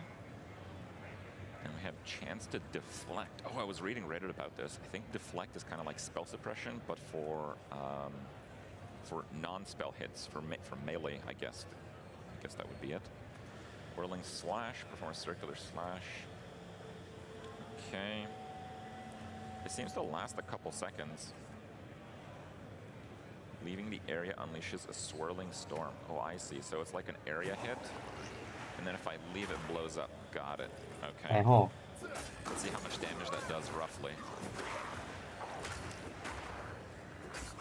Okay, that's not bad. Yeah, Path of Exile 2, the only hands-on experience that we get is kind of this demo, and this demo is tuned to be very difficult. So I can dodge out of it, which is pretty nice. I can spam that, right? So do that dodge. I mean, I guess it takes some time because the dodge roll does take a little bit to work. The jab does seem pretty powerful. Okay, one skill at a time. Hits stun enemies as though dealing 50% more damage. Looks like it has a good damage multiplier because that lightning damage is getting doubles by about 200%. Where are my gems actually? Okay, so S is gems. Okay, why don't we actually check out the skills this way? So Rapid Assault is actually not all that rapid in terms of attack speed modifier, but I guess it does a lot of hits.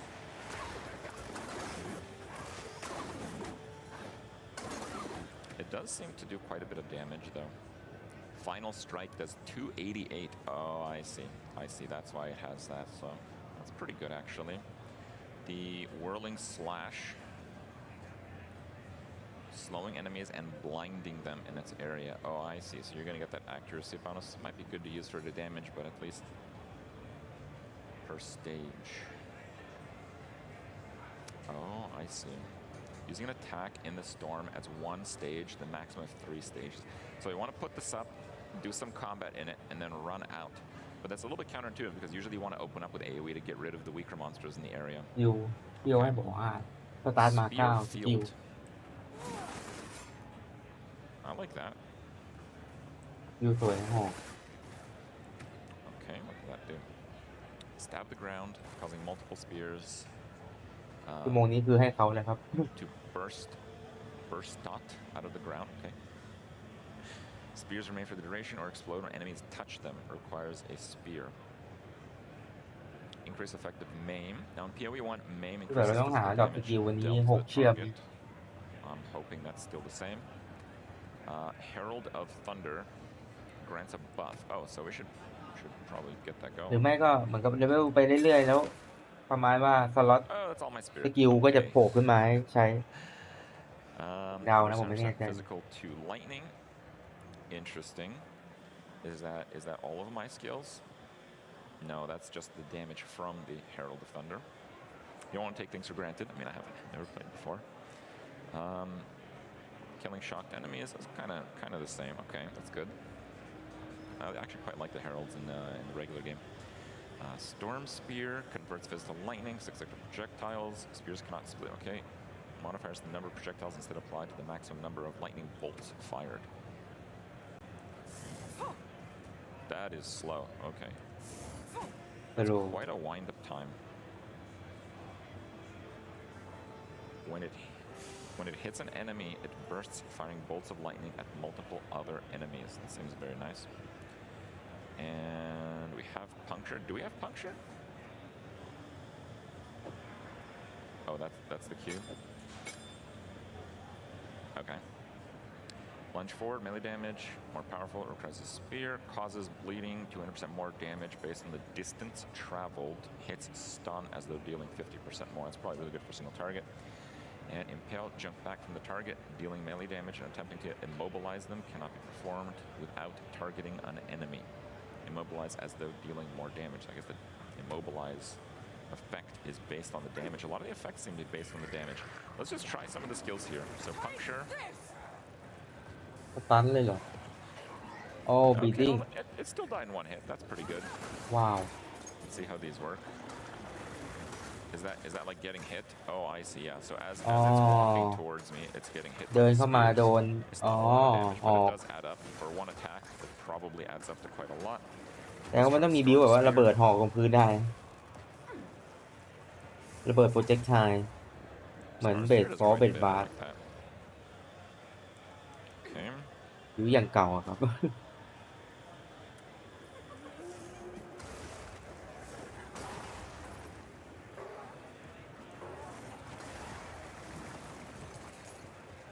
The character is like no movement speed right now, so I gotta be pretty careful. So far, I'm digging the lightning skill quite a lot.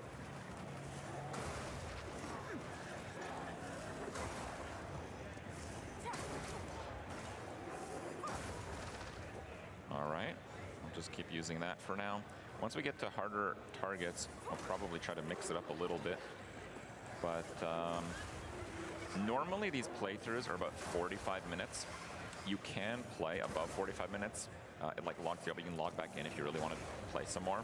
But my อาวุธหอกนี่ goal สุดยอดเลย is to try to finish the playthrough with the Huntress and then move on and play ไม่เห็นหน้ามา the Warrior, which is the Act 4 one, which I have been told is the hardest one.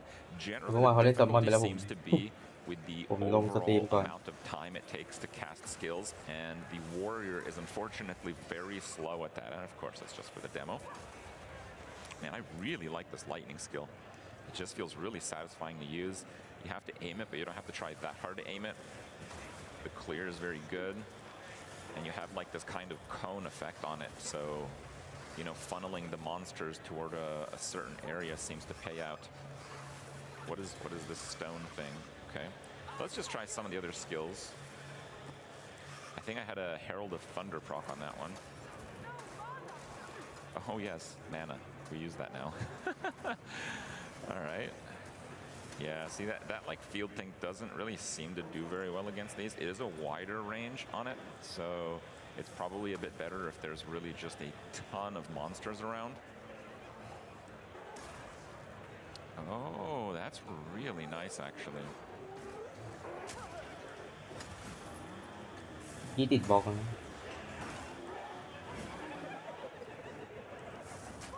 ไฮยีน่าดีนะมอนเตอร์ช่วงนี้ตีไม่กระตุกนี่เป็นหลังๆนี่ So jumping back with that does seem to be a pretty effective. jumping back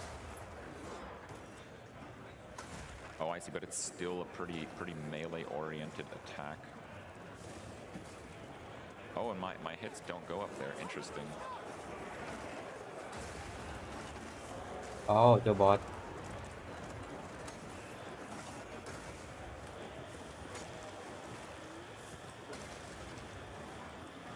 Robes.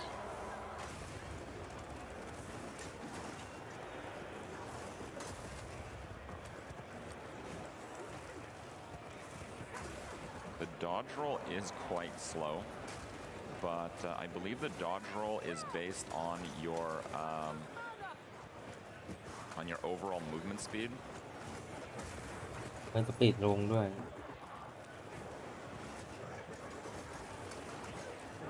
Let's just try to go for it here. So we're getting kind of pelted by the monsters around. I probably should be a little bit further from them. I'm hoping maybe I can outrange them.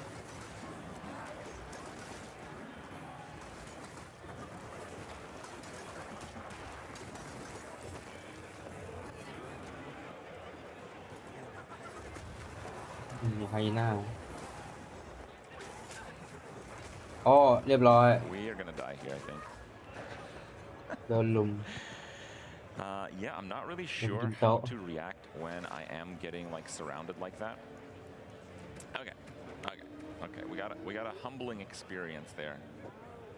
No, that is not even close to being better. Okay, those. คือ oh ของ my เซ็ต gosh, ให้ใน sucks. งานนี้คือแบบพร้อมเล่นแล้ว Okay, so we want to not get surrounded, and probably if we do get surrounded, we want to kind of be.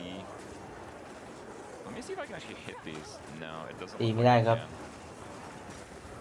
ผมแนะนำนี่คือมาตีตรงนี้ดีกว่า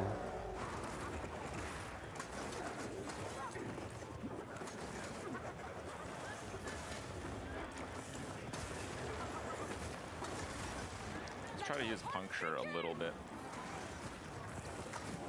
Oh yeah, puncture is doing tons here.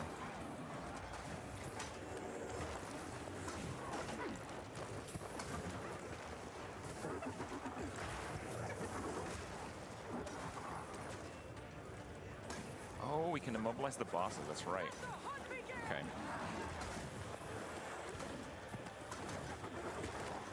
Now there's probably some negative synergy with puncture and immobilizing, but as long as we're not getting hit, we should be fine.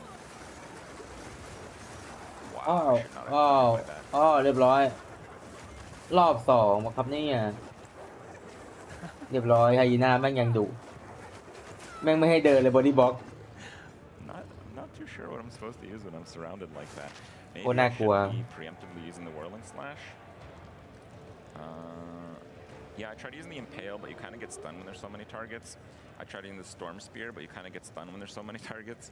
I guess I can do kind of a preemptive spear field, and I can do a little bit of a preemptive whirling slash. So why don't I try to focus on that? Actually, why don't we see if it works on these? I mean, it does seem to be quite effective, actually. It probably is designed to be used that way. So, okay, we got an actual plan now.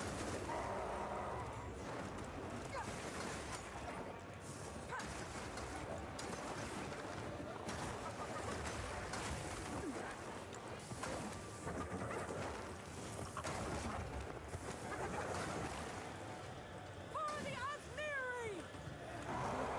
ดูว่าจะผ่านตรงนี้ได้หรือเปล่า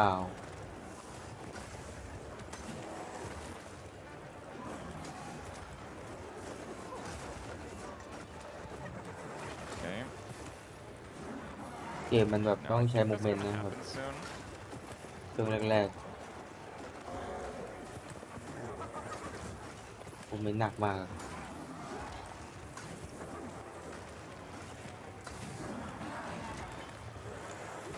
So I tried kind of dodging towards the boss. It does มา seem แล้ว to ครับ kind of get me ไฮยีน่า stuck on him. ไม่รอดครับผม Stuck there. Okay, okay. ติดไม่ได้เคลียร์ข้างล่างไว้ Nope. คือแบบไม่มีสกิลพวกแฟลชแดชอะไรพวกนี้แล้วอ่ะหรือเปล่าไม่แน่ใจแต่แม่งแบบไม่มีทีนี้แบบ Okay. กิ้ง Okay. กิ้งก็ไม่ได้เร็วกว่าแม่งไฮยีน่าวิ่งใส่ I wonder if I leashed the boss though. That may have been not the best move. Yeah, we leashed the boss. Of course, we leashed the boss. Well, that would have been too easy. So I guess we have to fight in this arena here.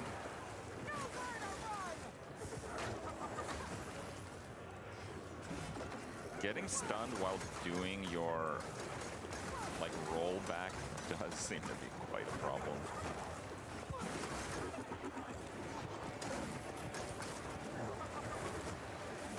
Okay, so we kind of have to do what I just did, except way better. Okay, just be better. We can do that. Okay, so that didn't immobilize.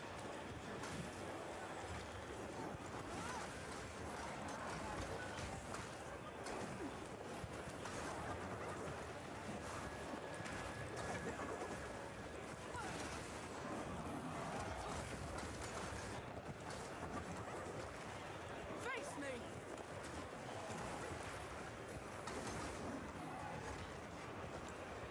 Okay. gonna happen soon. It happens not quite when he's at 50. So we wanna maybe start setting up a little bit here. Actually, maybe it does happen when he's 50. Or did we skip it because we killed them all earlier?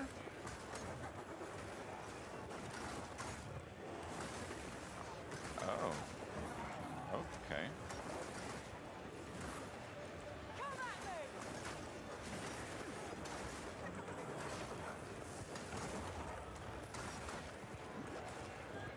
I guess this is the easy version. I'll take it.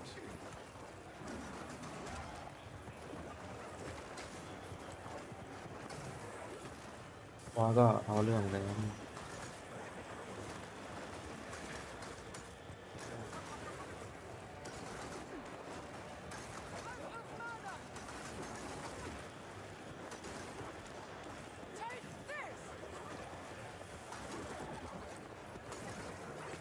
I feel like the swirling area, like the more AoE focused skills, I feel like they cost quite a lot of mana. Yeah. เย่ชนะเราในที่สุด Oh, now ในตัวข้างบนก็ลงมาหา That's not good. เพราะว่ารักคุณแล้วคุณก็ตายเพราะโดนลูกปินโตอีกแล้ว No. ไม่มีแฟลชแดดอะไรพวกแบบมูเมนต์สกิลภาคแรกเลยนะ Okay. แต่ยังไม่เสร็จก็ไม่รู้ Oh, I see. I should be doing that maybe in front of me and then running through it. Oh, yeah, I was kind of doing that wrong. I'm pretty sure it still counts as a boss cut, though. Just boots, sure.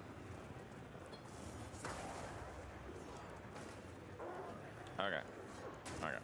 What's next? Oh, we have to speak to someone in town.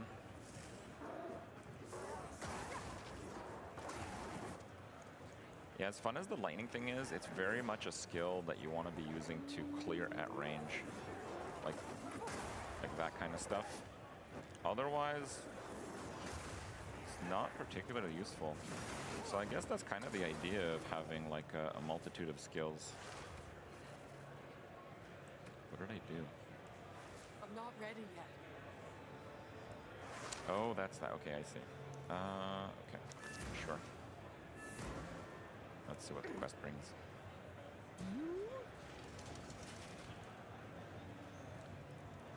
Board the caravan. Where's that? Where's the caravan? I don't know where the caravan is.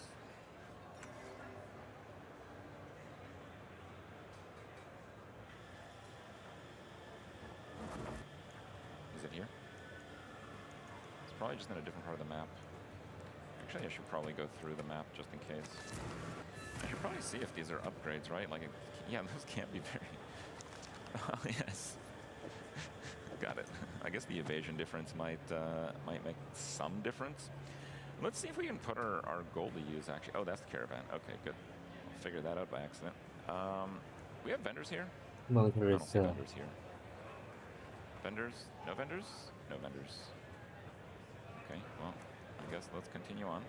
I kind of want to see if I could use my gold for any form of purpose right now, but it looks like that's not going to be the case. Feather. A village. Oh, I see. Who goes there? Okay, what can we buy? So we're using hunting spears. Okay. 814, 400 gold. It's a little bit less damage. Doesn't have the maim. Yeah, that's probably a no deal. Okay, we get flasks here. Are these any better? They are worse. 150. The life flasks are a bit better. 150. Gain a charge or you kill an enemy. That seems pretty good. You know what? I think I'm gonna gotta invest in your flasks, right? 1,000 gold. We didn't have rings. We do have rings. I probably will go with that. Okay, why not? Young one.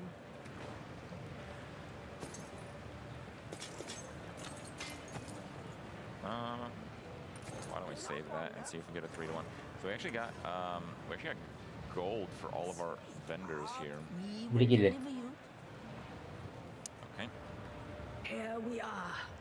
You may disembark from that side. Guards, lower the ramp. Oh, I see. I think I actually remember this a little bit from one of the highlights they've done for PoE 2. Okay, we finally get to play it. We shall wait here. The echoes are strange here, like whispers carried on the winds. Is that a rare? Oh my goodness.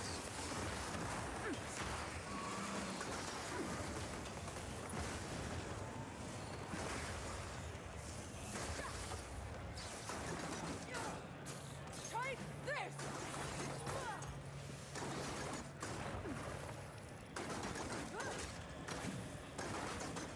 The hunt ends!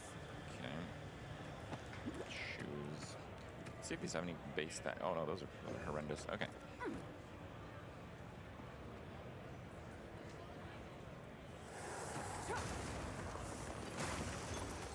I think it's the Herald of Thunder proc that's really doing a lot of the AoE. I think the actual lightning skill, the lightning spear thing, I think that itself is not doing that much damage, but it seems to be hitting a lot of targets, which ends up proccing the Herald of Thunder if there's enough of them.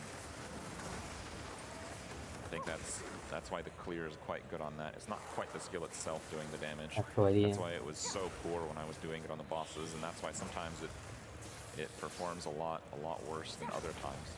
But overall, it seems to be pretty effective. I guess Herald of Thunder is quite good in general.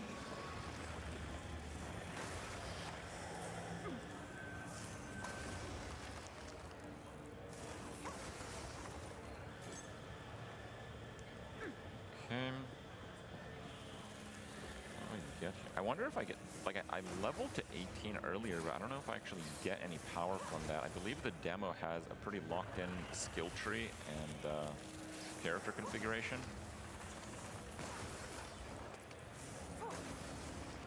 Yeah, so the dodge roll is much slower when I'm getting snared by that web thing. So I actually want to maybe not be using the dodge roll very much because I can get kind of locked in it. Because again, I believe the dodge roll works off of your movement speed. Well, that's what I heard, and that is a little bit of confirmation. It's really fun to use this lightning skill, though, I gotta say. Okay, we got another rare. Let's see.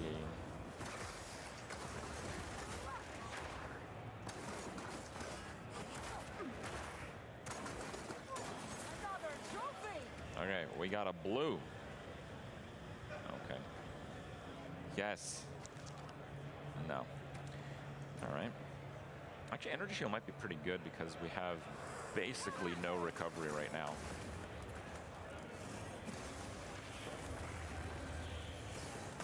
It is worth a consideration, but the problem is I don't believe I can even use it. I need 27 in, so we'll see. Is it like a checkpoint? I think the blue thing is a checkpoint. Of course. Oh, the fire thing does damage.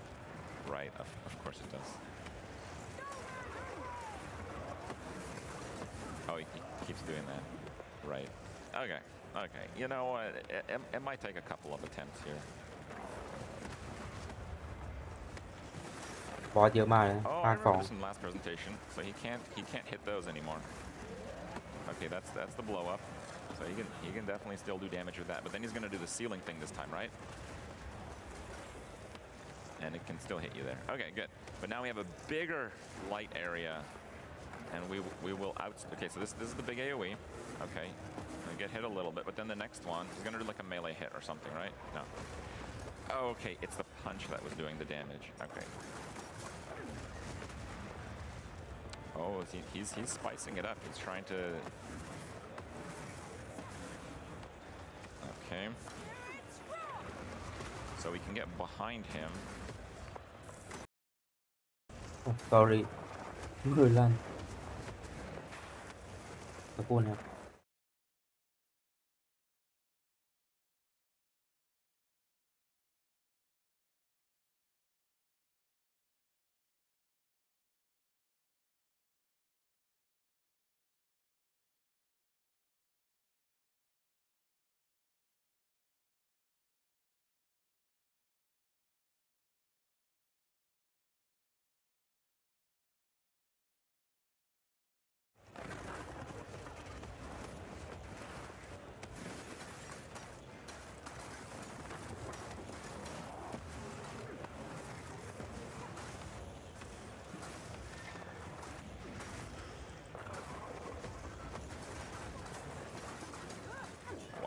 that auto attack is doing so much damage.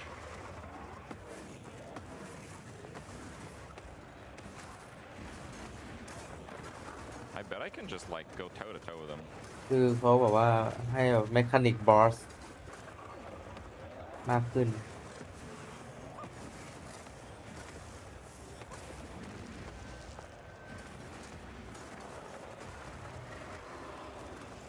How much gold do we get? Oh, เล่นเก่งดี โอ้ Alright, we're gonna need some more movement speed on this character. จำไว้นะผมถ้าทุกคนได้เล่นเองแคปเตอร์นี้คาบอสเสร็จวิ่งหนีนะฮะแม่งระบอสแม่งระเบิดตัวเองด้วย I was running, but wait, เอาเรื่องจัด where's my loot?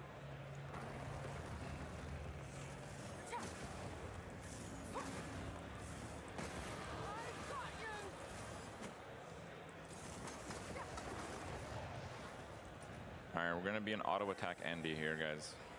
Well, it's not auto attack, it's the rapid assault. Okay.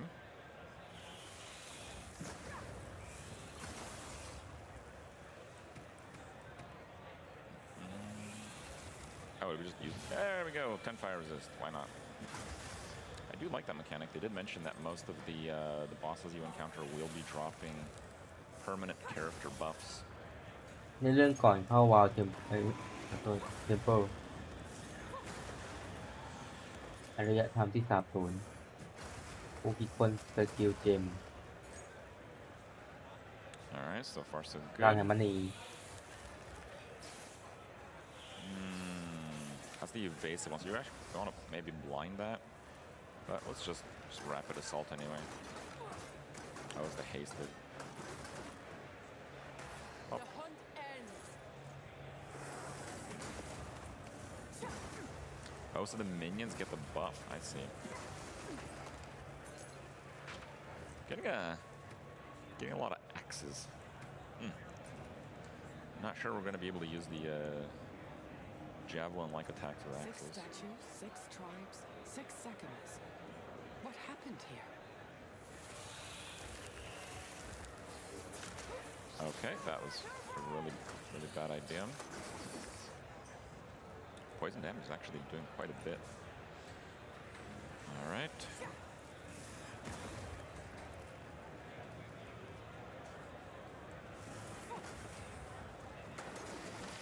Oh, wow. I had a 43 shock on that thing. Wow, okay. Maybe the damage is not too bad. Maybe I should be interleaving a few lightning hits, but the lightning attack is pretty slow. That is something to consider. These bodies are fresh. Time for the real hunt to begin. All right.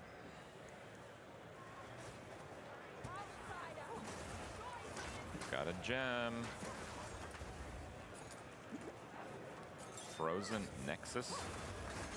What is that?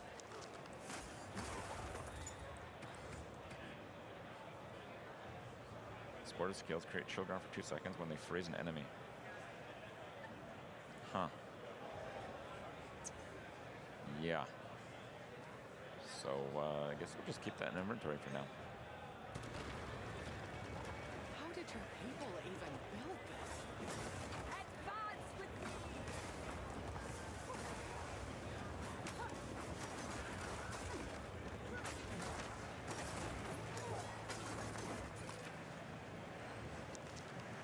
Okay. So really the game we're playing here is don't get surrounded. That's the game. Okay? We get surrounded, we die. Continue the assault! Slay them all! เกมโคตรน่าเล่น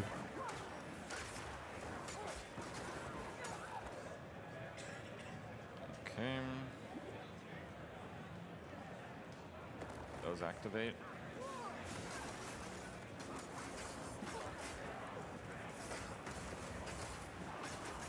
Let's charge this up and see.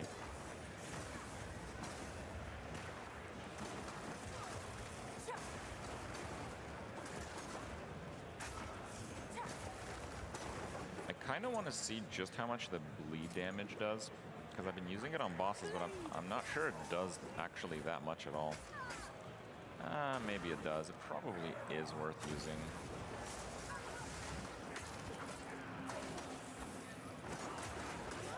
Yeah, so probably on boss we want to do a mix of puncture, the blind thing, the upper accuracy, and evasion. There is actually some reason for all of these skills on this character, which is kind of interesting. I do wonder though if that will remain as the character levels up, or if we can specialize it a bit further. But also those skills do use quite a lot of mana.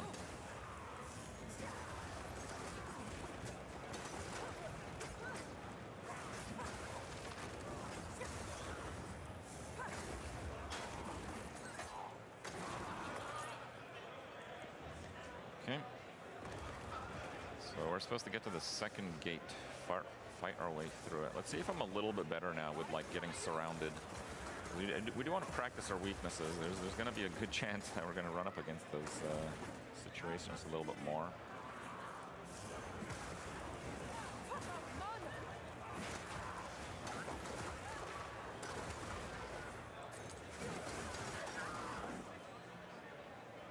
Okay. พอเยอะจริง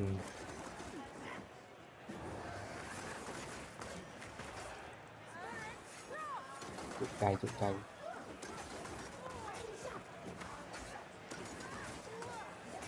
Sidestep seems to be very effective. The boss has like quite a long animation lock.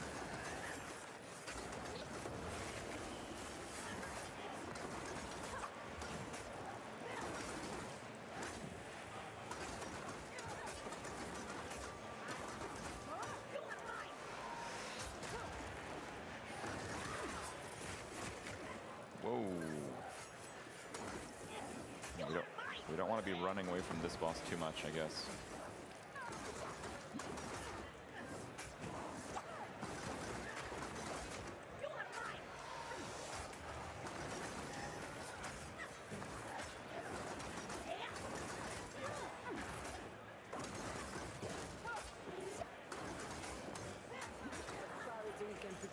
A glaive.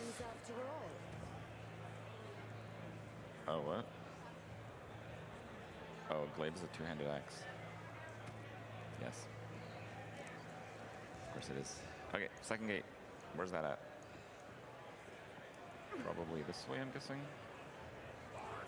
Okay, so these are champions here.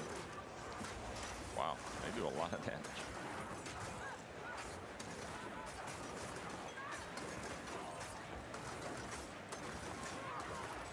Okay, winged spear. This is a spear, right? Okay, yeah, that's a spear. So it's more damage and higher attack speed. I'm pretty happy with that. All right, let's go. Okay. Sure. Okay, so now we won't be shocking as much because we don't have the lightning damage on the thing, but we were getting 43 shocks, so the rare occasions of shocks were working out pretty well.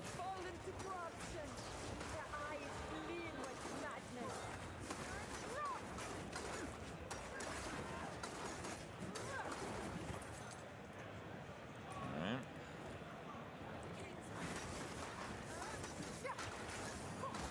The difference in attack speed is very, very noticeable.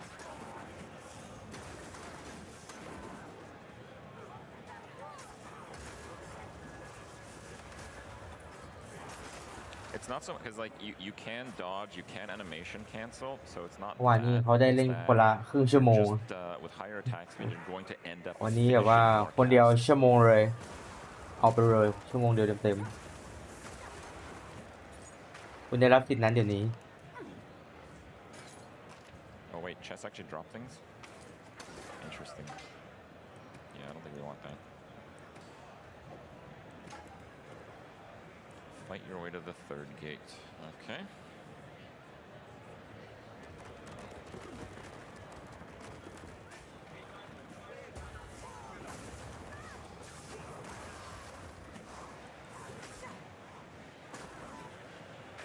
The NPC does look pretty similar to some of the enemies I'm fighting, so I'm whiffing a little bit here, but mana does seem to be pretty plentiful right now.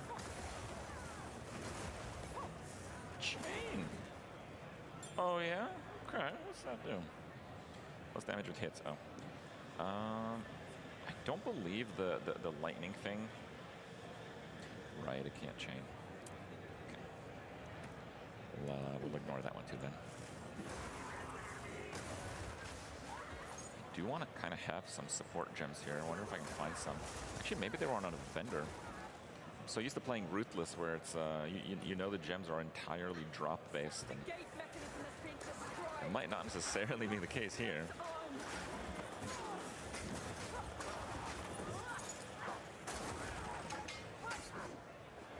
So everything leveled. Oh, it's ready to level up. Okay. How do we level? Okay. Got it.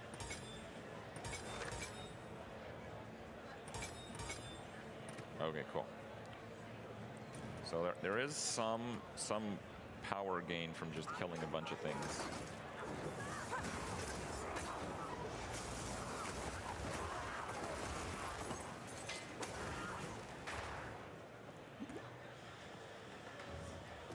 Not too bad. Got a 7 โมง checkpoint. ผมลงไลฟ์กันนะดีมีธุระ I played through quite a lot of areas. I wonder if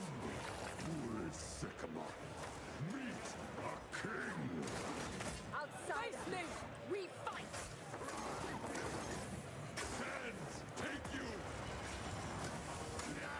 เพราะในเทรลเลอร์นี่หว่า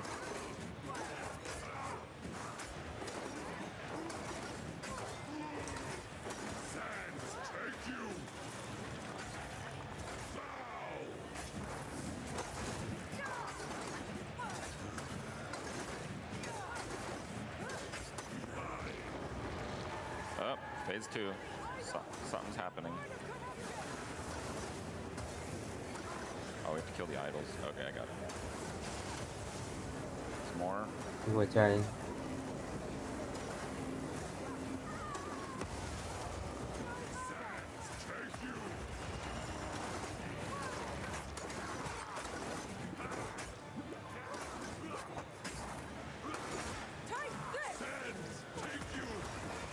I try to go for a stun there, but looks like not quite. Make haste. He must not escape. Chase? Where are we chasing? All right. Quickly. He conjures the very sands against us. Okay. Do we get more mobs, or are we just still in the boss fight here? มาช้าแล้วยังรีบลงไลฟ์อีกคือ I mean, that's just how I say hi to people. I throw a giant spear at them. Follow through the veil. I should talk to Asala. She must. This Okay, can we buy anything good? Chance to block. มา that one ช้าแล้วล actually งไล has ฟ์ไหว block. Oh, that has ติด some ธุ pretty ระ good stats on it though. Claw, that's a nice claw. Fizz. Okay, I want that. Okay, cool. นี่ไม่มีอะไรก็ติดเก็บตกไปเรื่อย แล้วก็ It's คุย got a lot of life, but คุยเรื่อง that ดี was ไซน์ pretty good. เสียง Okay, นี่ we นั่ have น the gold for จาก that. Barely. develop ทั้งหลาย So all this stuff, that's the old gloves. Kind of wanted the helmet. Let's see how much gems actually sell for. เกมขายได้แค่เหรียญโกเหรียญเดียว you will be remembered. Oh my god That's not gonna happen. Okay, so that gives you some life regen, which is pretty nice, because flat life regen when you don't have a whole lot of life adds up to quite a bit. ไอ้ Oh, ice spear. From what you ช่วงแรกนี่คือแบบได้สกิลตามอาชีพยาวๆนะ Question Risu. แต่จะมีเปลี่ยนในอนาคตนะสเปียร์นี่คือสเปียร์อย่างเดียวนะ welcome. We know where the lost. Okay, let's see if ice spear is gonna fit well here. What does ice spear do? Throw an icy copy of your spear. Does cold damage after a short distance, massively boosting its damage. When the spear breaks, it deals damage in a cone shape behind them. Well, all right. That sounds like we're gonna make use of the support gems that we have. So we do that. 9 We're สกิล doing เจม chain. And we're doing Frozen Nexus. What are we getting rid of? I feel like it's very AoE. And I feel like I'm not using Spear Field very much. How does that work here? I just kind of pick. Oh, I see. Yes, it's the same system. Okay, good. We can have Spear Field on middle mouse, but honestly, I don't think I'll be using it that much. Welcome. What? We know where the lost city is. Are we not going to Keth? Or am I just constantly going to Keth? Yes, there is a save my people. No, it's not Badlands. Okay. Though events demand you.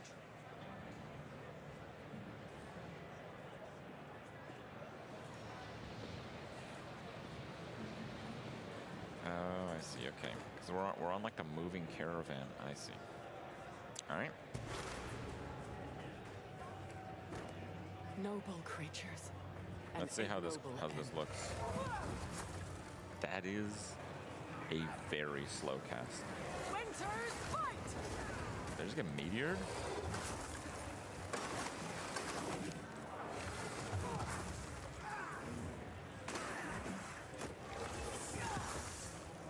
Impact มากปาหอกที Okay. เขามีเวลาได้อีก3 นาที Pull up a whole bunch of monsters and see just how bad of an idea it is.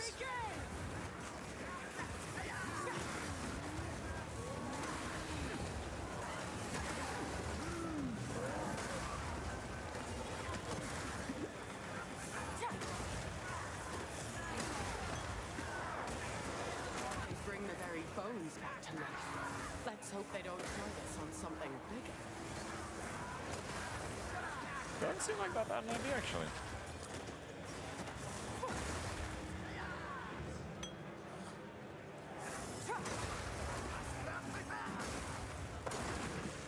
Okay. Search for the entrance to the bone pits. All right.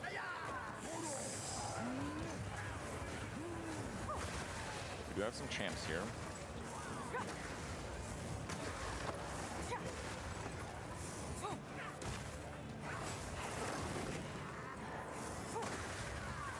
That Necromancer is resing a lot of guys when he's choosing to. Okay, that spear base type does appear to be a bit worse. That looks bone pitsy, possibly.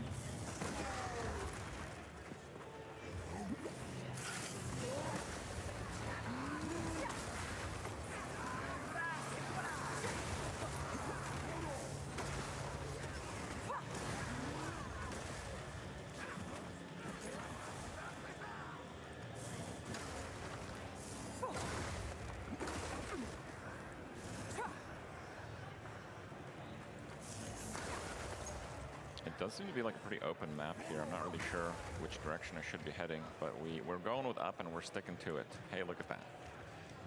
All right. The light here is unnatural. This place is cursed. Mastodon tusks is what we're searching for. Oh, there they are. Boss type?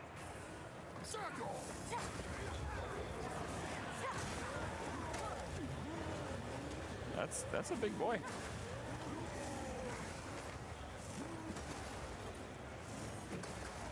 หน้าตาเหมือนมอนรีเมคเลย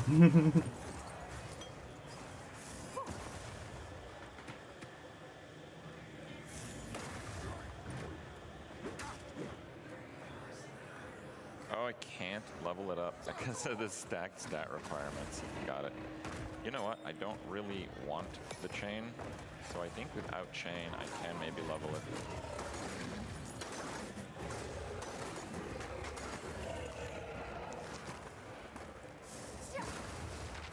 Let's just pick that up. Nope. Alright, that's fine.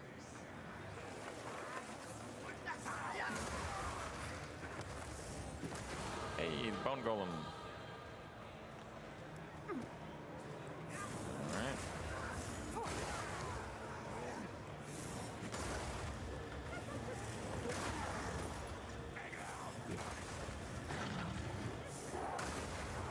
It's very fun to just run around, throw lightning spears. Okay, time's up. So are we on the 45 marker? Okay. So if I go back in, is it like a fresh run? Oh man, I guess I was slower than I thought. Yeah, rip. Okay, fine. Let us try the warrior. Apparently, slow makes everything hard, and the warrior is หม certainly ดเวลาเล่น slow แล้ว to เปลี่ยน play ตัว through. Let's see what it's like. Friend. Not interested. Dr. Rog. What can I do for you? Hello there. That's not really what I want to be buying. Okay. I have a charter. What is this gear like? Let's see about that ship. I mean, it's got extra damage. I mean, this gear looks... Whoa, what? Holy moly. Okay, yeah, this gear looks pretty good. Where are we going now? Makoru about hiring a ship. Let's do that. All right. Let's quickly just browse over the skills. So we got Armor Breaker. Not a lot of damage, but it breaks armor. So I guess it's got Ruthless. Impacting Shockwave with splash damage. Okay, so we get like a splash armor break. And we get a stun because of the Ruthless. Herald of Ash. Infernal Cry. 20% damage as extra fire damage per 5 power. So you basically get 100 of Fizz as extra fire. We get the Combust effect. We do get the Combust effect. Oh, this looks fun. Sunder.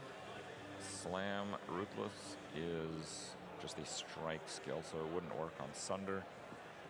Leap Slam is a slam skill. Rolling Slam, it's a slam again. And a supercharged slam. So I guess Ruthless can only really go on the armor breaker. We're looking for work. Okay. Where are we going? Prison. Kedge Bay. Where we going ไปไหนดี Let's do Isle of Kin. Why not? Again, I haven't really seen a whole lot of the gameplay, just very surface level stuff. So, in terms of direction here, this is very much the first time going through it. How do we get off the ship? I see. แอนิเมชั่นลงเรือ As you โคตรสวย normally would, I suppose. Let's just see some of the attacks. So that's the armor breaker. That's pretty slow. Rolling slam. That looks fun. Does that do damage? 390. Okay. Supercharged slam. Actually, let's get our Herald of Ash going. A little bit more damage. Leap slam, Infernal Cry is on W. I'm going to change that up, I think.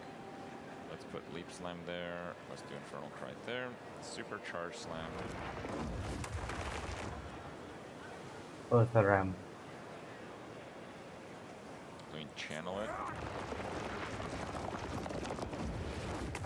กดสกิลค้างได้เลย Pretty cool. Wow, Okay. Leap Slam does a lot of damage. What's that about? Oh, the attack time is really high. The attack time is 2 seconds on that one. 1 second, 0.9 seconds. Okay, Infernal Cry, and then we have Sunder.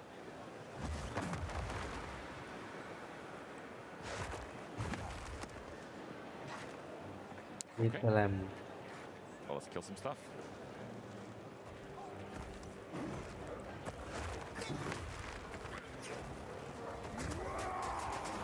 เรื่องต่อไปก็จะเป็นซาวด์ดีไซน์และมิวสิกผ่านด้วยดีไซน์2ครับผม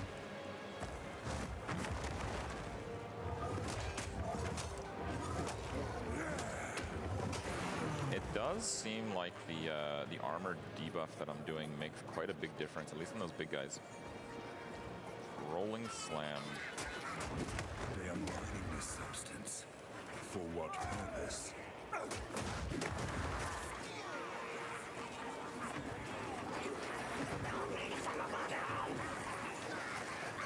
We got Infernal Cry. You guys know how this works. Yeah, easy. How is this hard? Okay. If you ignore the bosses anyway.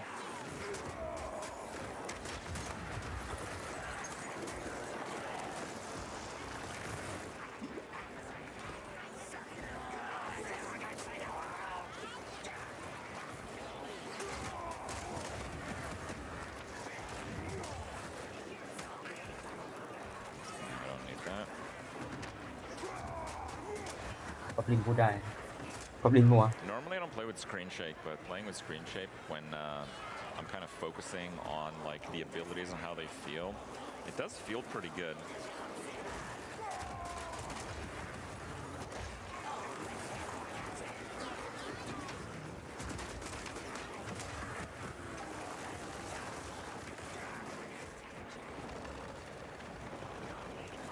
These are okay.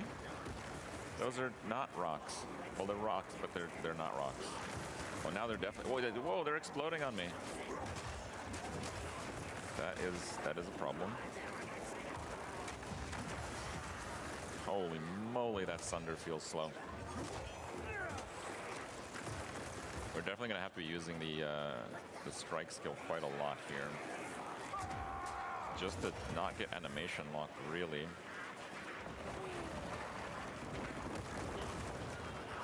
I'm gonna try a leap slam and see if it's a good idea. That's a good idea. Okay.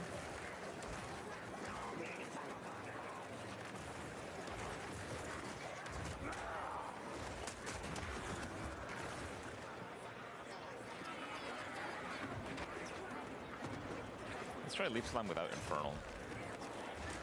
We get the stun. Wow. Okay, we're just gonna leap slam spam here, I think. It's maybe not the best use of damage, but it's not bad.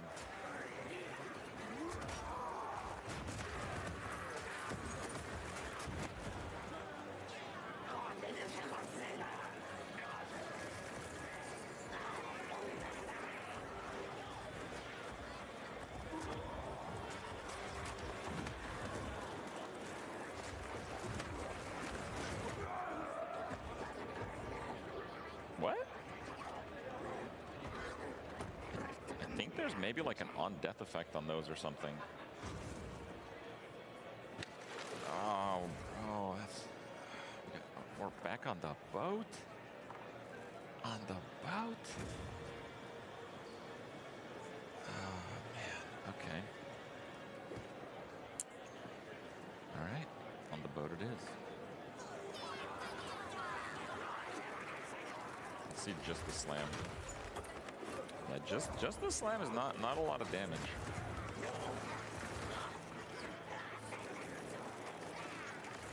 But the slam is pretty good because you get the stun effect.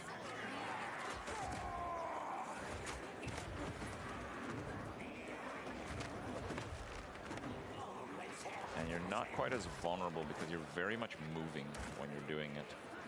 Now, I think I'm gonna have to run exactly to where I was. Yeah, I have to run exactly back to where I was. I think we were on the very edge of the next zone.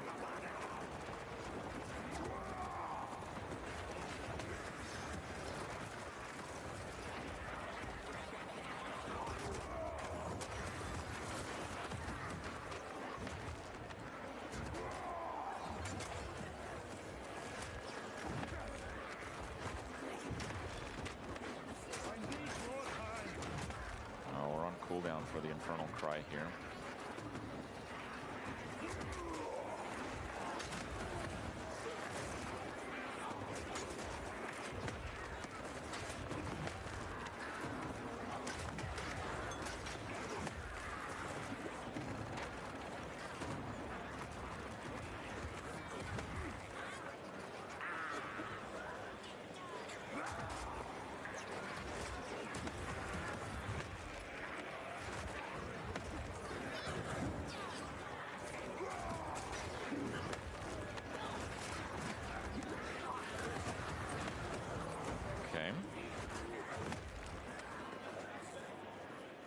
Jumping's fun, guys. Good cardio.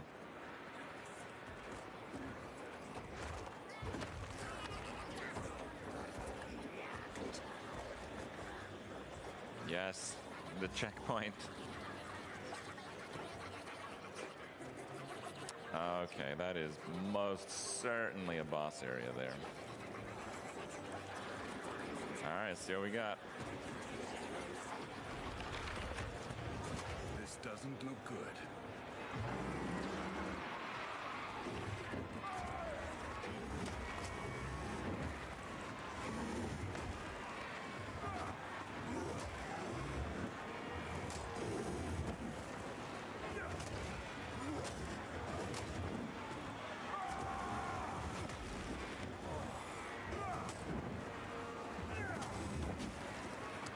the damage is a little low. It's a little low right now.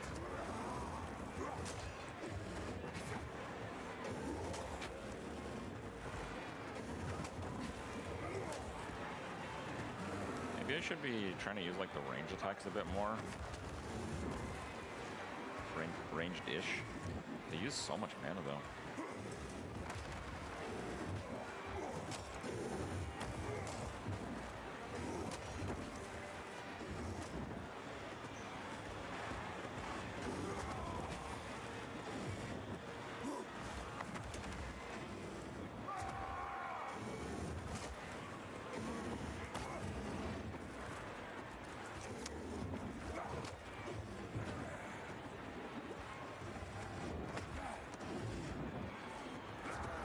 Try to slam a little bit here.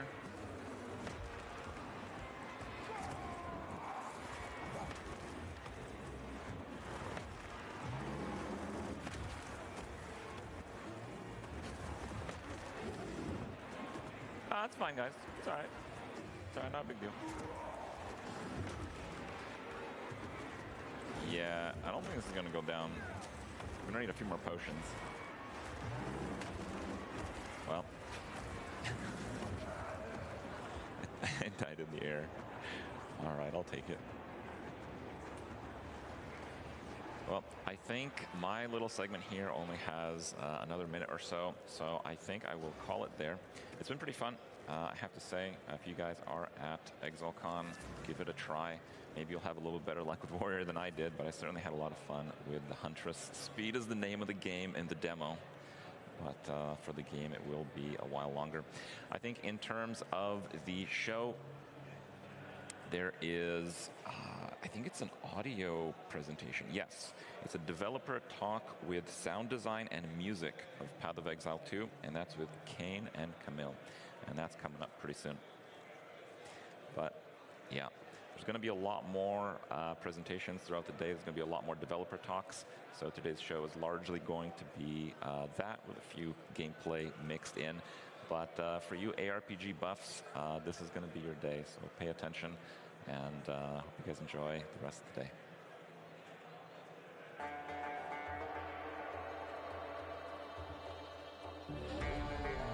โชว์เกมภาค 2 ก็จบแล้วนะครับ แล้วก็จะเป็นการพูดคุยกับผู้ดีไซน์เสียง